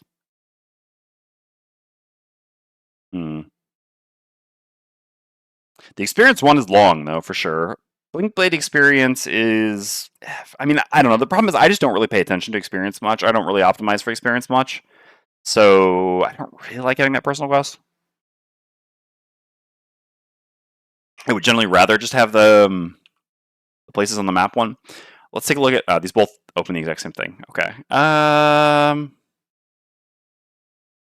Yeah, I think I'll do this one here and leave this one. I think I would rather get this one in the future, especially if we continue to like avoid doing these scenarios.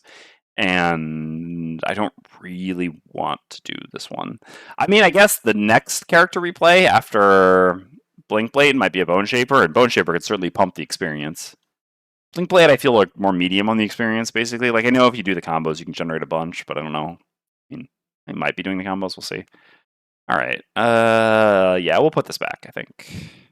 Okay. So then we need to open envelope 90. I mean, that's awesome. I mean, technically, it wasn't actually from scenarios. We did our retirements a little bit faster here, but it's pretty amazing that it worked out, like, synced up perfectly to our 3rd retirement in a 3-player party, which is actually what should happen. Although, again, this did involve getting 2 or 3 inspiration from outside sources, but again, that's also because we had fast retirements, or faster than average retirements. All right, envelope 90. Unlock. A new quest, the greatest challenge. You unlock the challenges deck. Okay. Oh, the town hall. Okay. Wow. We got some spicy buildings now. We had the trading post as our first building, which really, you know, ugh. But now we got the good stuff. Now we got the good stuff. Okay. And so that added a new PQ in there as well. So this PQ and this PQ are completed. We can put those in the completed thing. Should still just be 8 in there. Yep, perfect. All right. We can put these items over here. Give them back into here. And box up the Deathwalker. So let's see here. We had 1, 2, 3, 4, 5, 6, 7, 8, 9 perks. Yep, we were level 6. 0 masteries. Okay. This was player 1. Character was Danielle. Class was Deathwalker. It's weird that tab goes to there instead of the next field. Level was 6. Yeah, it always does that, huh? Perks, I said, no, 9, right? Yeah, because 6 would already be 5, and then 4, yep. And masteries, 0. That'll be a recurring trend, huh? I mean, if it's got 1 mastery, she will be missed. Yeah, she will definitely be missed.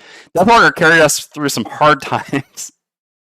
Deathwalker had to, pick up a fair amount of slack in our runs. She will definitely be missed. All right.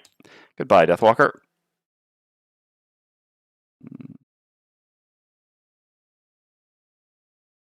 Fury of the Mountain. Is that there or something? Worst case scenario, if we accidentally got a card, we'll just get it afterwards, whatever. Delete. Okay. So now we're going to make a Blink Blade.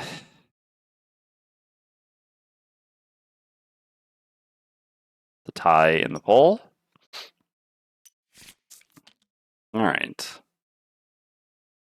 The retirement sheet tabbing was out of order? Yes, Dukarian. So basically, yeah, no matter where I tab, if I press tab from any of the cells, it always just takes me to the mastery cell, no matter which one I go from.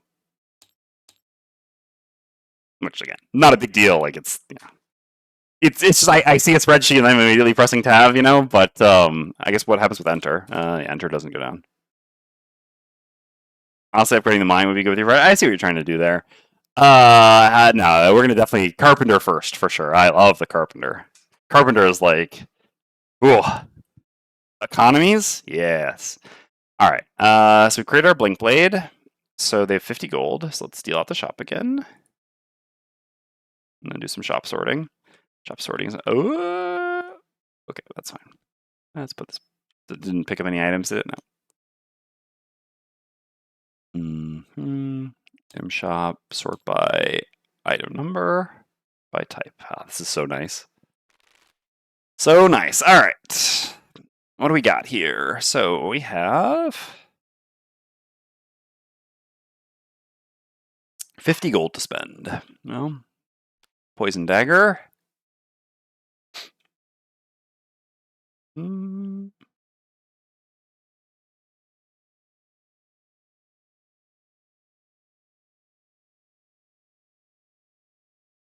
Yeah, I mean, I think this is pretty straightforward. I don't really see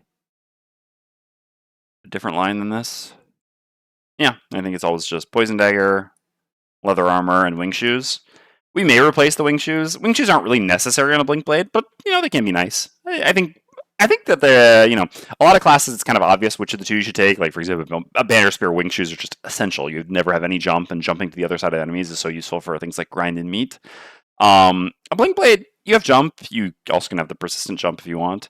So you definitely have like options there. I think, and the +1 to all your move abilities is also a really big, or can be a really big deal for blink blade. Do we have that one unlocked? I guess I'm spoiling things. Oh no, at +1, yeah, we do. We do. So I mean that can be good as well, but for now I think it's fine to grab these, and we'll see when we grab the other. I mean we have 50 gold to spend, and it goes away, so. It's not like we have other items we really care about. Looks good. And poison dagger is like basically best in slot. Leather armor is just fine, like okay, why not? So we will be a level 2 blink blade, 0 gold, and we will start with a perk. Oh, it's so tough. All right, well anyway.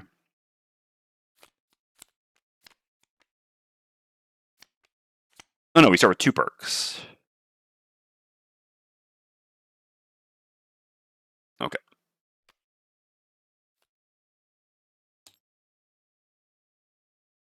There we go. The -2 is often like a miss with a bunch of our small attacks, and again, this just gives us predictability. We're going to have to make some decisions about what kind of blink blade we play. Gonna have to make some decisions. Delete all these. All right. Before we start building, let's go ahead and brew a potion. So again, we wanted to do, I'm pretty sure it was Arrowvine plus Rockroot, if I'm not mistaken. Yep. So -1 Arrowvine, -1 Rockroot. Obviously, it's a great idea to not use the herb that you're brewing or that you're cultivating, right? But currently, Snow Thistle plus that, Snow Thistle plus that, we've already done, so yeah. And, I mean, yeah, Stamina Potion is good, but... Okay, Arrowvine plus Rockroot is Healing Potion. Oh. Oh, no. This doesn't have a slot. I mean, I'll go to Blink Blade for now, that's fine. Honestly, it's perfectly acceptable on Blink Blade as well, to be perfectly honest. And, yeah. Soon we'll get a level with Fist, and then we can brew a Healing Potion for Fist as well, hopefully at some point. Alright. Healing Potion is nice. I mean, that's definitely one that I'm very happy to have unlocked. This is a very good potion in Frosthaven. Alright. So we'll have to do level up choice with Blink Blade, but we also have to do building. So yeah, we're just going to build the Carpenter here for sure. So 10 gold from Fist.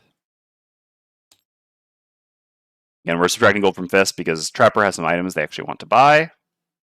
And then this costs us 432.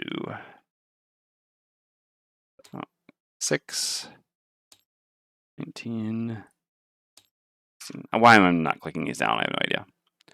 No idea. And we gain 1 prosperity. Alright, so we build the Carpenter.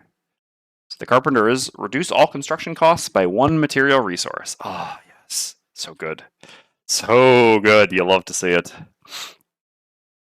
Yeah, I mean, maybe we'll have to build more walls now after that. Maybe we get the town hall going. Still need to upgrade these. We got a lot of things to build. But because we have a lot of things to build, the Carpenter is a great place to start. Upgraded Carpenter would also be very good with how much we need to build. Although we definitely just need to upgrade the logging camp next time because we're running into a lumber shortage, which tends to happen. Whereas we have plenty of the other resources, so I don't really care about upgrading the other two very much right now. But I definitely need to upgrade the logging camp next time in town. I think it'll be like logging camp upgrade. Sacking morale. No, I don't want to sack morale. Oh, wait, we can't. No, I'm definitely not sacking morale. If it was sacking a morale, it'd be one thing. Sacking 2 morale and going down to +10 from +15 defense during winter, definitely not where I want to be. I mean, that's like the difference of a wall, right? So yeah, no, not worth. Okay, so that's the build. Did that. Do we have any items that we want to craft? No, I mean, I think we crafted all the items we want at this point. We're kind of just holding out for some purchasable items. I don't think there were like crafting item upgrades for Fist, really, were there? No, I think we're good. We don't have upgraded armor or anything like that, do we? No. Yeah, we're good. Okay. So we'll just build our Blink Blade and we'll be done for the day. And about right on time, because I've got to get to cooking in a couple minutes here.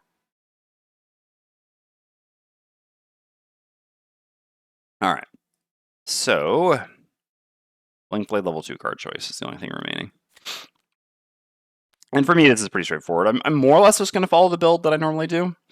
I mean, first of all, we don't even have access to power potions, so the whole supernova thing. I mean, sure, we'll hopefully find power potions at some point. Although, oh yeah, I said that I was gonna house rule them. Well, then I guess actually that whole thing doesn't even matter that much, right? But regardless, I'm just taking Reckless Og here. So yeah, basically, I like the slow bait build, and I might actually end up going for that. And System Reboot does do something good for the slow bait build, right? This bottom is really good for if you're going for a slow focus build. It's a good way to spend time tokens, just an effective action.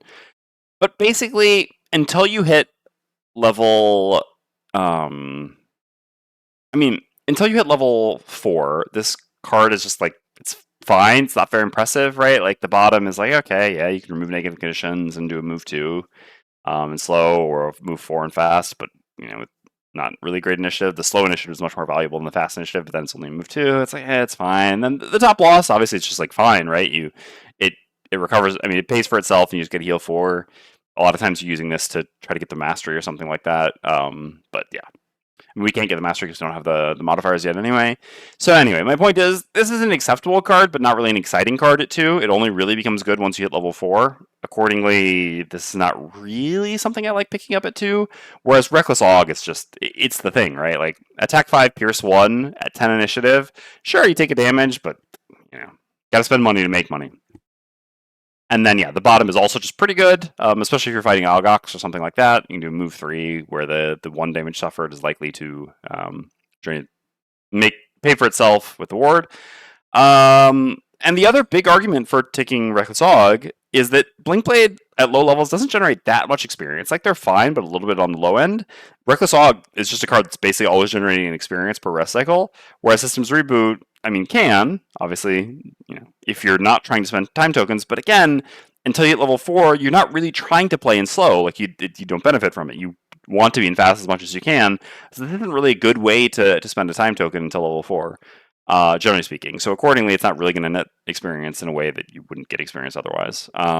So yeah, I think for me, for all these reasons, I just like Reckless Og more. Also, again, even if you're doing a slow build, you struggle a fair amount with high shield, high retaliate enemies, right? Because you make a bunch of like medium-sized attacks, and that's like the worst against high shield, high retaliate enemies. So Reckless Og also just gives you an answer to these sort of enemies in a singular large attack with a bit of pierce attached. So yeah, for me, it's pretty straightforward, easy Reckless Og. Again, obviously I'm starting if I'm starting at level 3, it's a little bit of a closer choice if I'm sure that I'm doing a slow build. If I'm starting at level 4 and I'm doing a slow build, it's a non-choice, then I take the other card for sure. But obviously starting at level 1 or level 2, I feel like Reckless Og is a pretty obvious choice. Okay, well, can't put it in the hand very easily, that's fine. Okay, I think that covers everything. We did the building, we made our new character. Oh, we have to grab a personal quest. Yeah. Okay. What do we have here? Kill 15 rune machines or complete 12 challenges. This opens 24-21. This opens 37. Is there any way to see which envelopes? I mean, I guess we just look in here and see if they're not there, basically. 24, I'm pretty sure we've already opened. Yes, we have. And 21, we have not opened. Are any of our other PQs going to 21? 44, 24, 42. No. Okay. Yeah, so. I mean, we haven't done any of the unfettered line. We did technically Conrad's unfettered scenario, but we have a lot of unfettered scenarios that we can do, and I wouldn't mind going down that path. Like, basically, my goal at this point is going to be to do this whenever possible, but otherwise, yeah, I mean, we're going to just try to go down the Algox path and then start going down the unfettered path, because we can finish these two much more quickly than we can finish the Lurker path.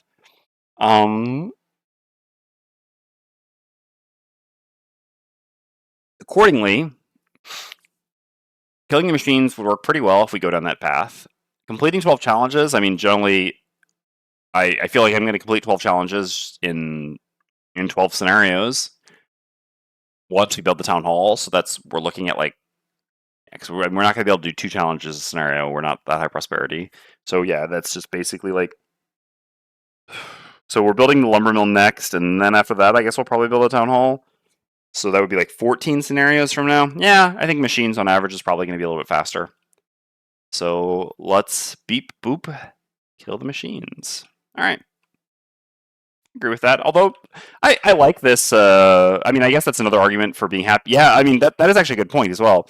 Is that having this personal quest later will be better. First of all, when we'll have already built the thing, so we'll get to start right away rather than waiting like 2, maybe even 3 outpost phases before we build it. And second of all, if we're at higher prosperity, we can do more challenges at a time. I do like this personal quest. I think this is a good personal quest, and I'll be happy to draw it later. This is definitely not one that I would want inspiration out of.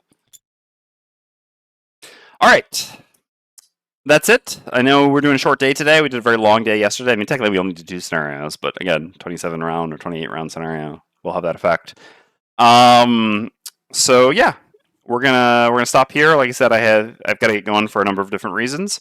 I will be back tomorrow at the usual time, probably around 1:30 my time, and we'll go for another long stream again tomorrow.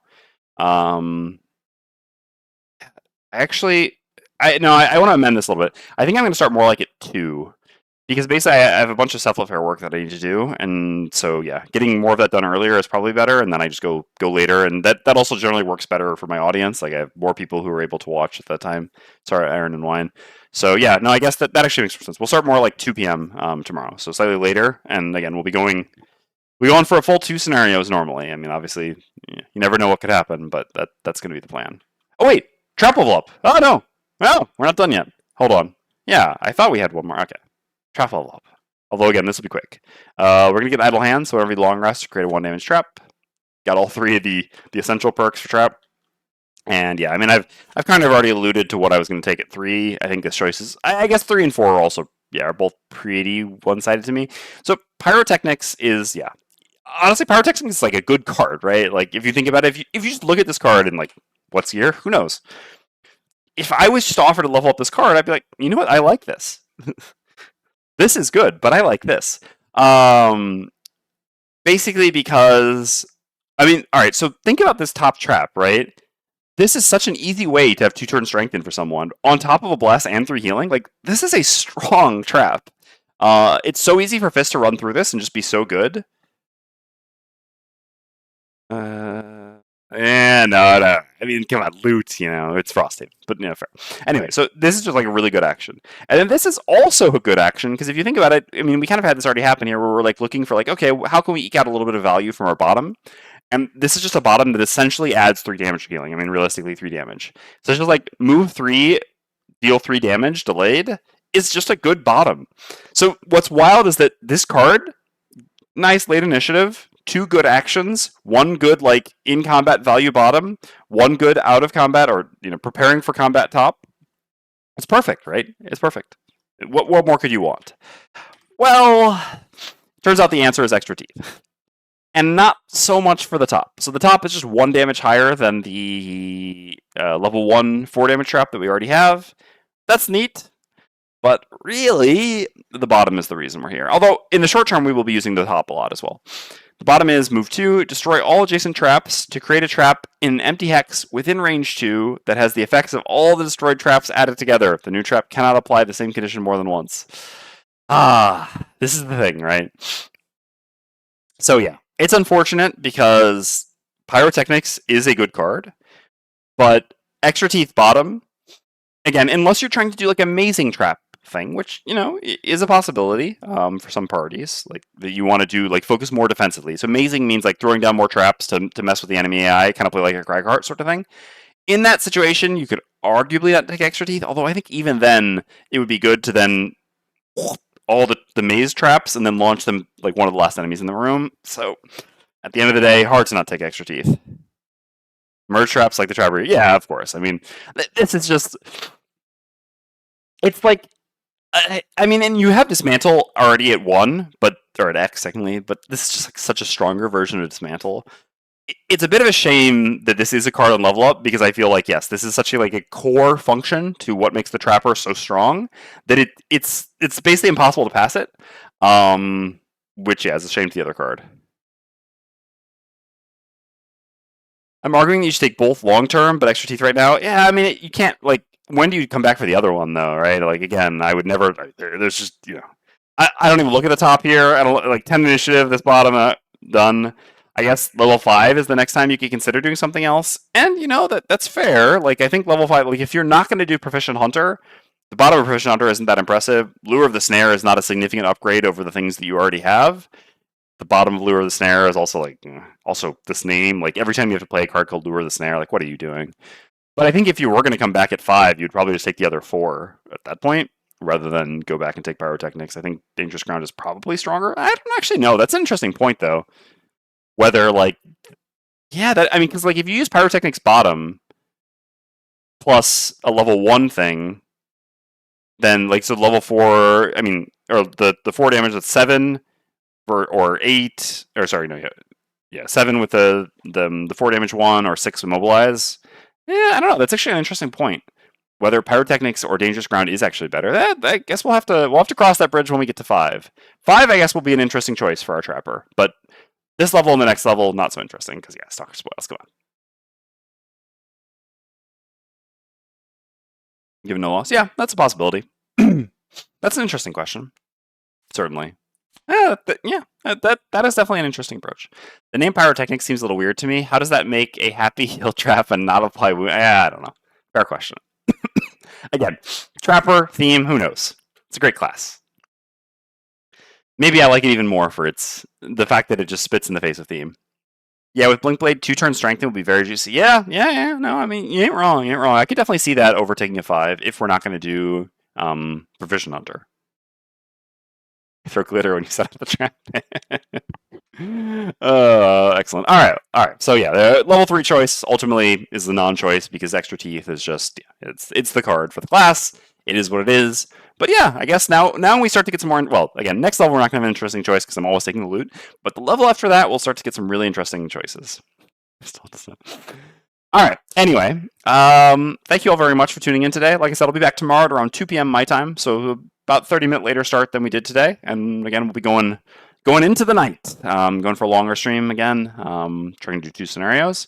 Thank you all for tuning in. Hope you have a great remainder of your day, and look forward to seeing you tomorrow. And yeah, it's exciting. You know, we've done a full rotation of the party. We got new, fresh blood with the blink blade. It's gonna be fun to give it a try. All right, Bragg, I'll read this last thing, then I really gotta go. I played a support hybrid trapper. Did take both 3s instead of a 6. I took 5 persistent. Build a nuclear support party. Yeah, it could be cool as well. It's also possible. I'll have to see what's the 6 when we get there. But anyway, all right. Take care, everyone. See you soon. Or see you tomorrow. Hopefully.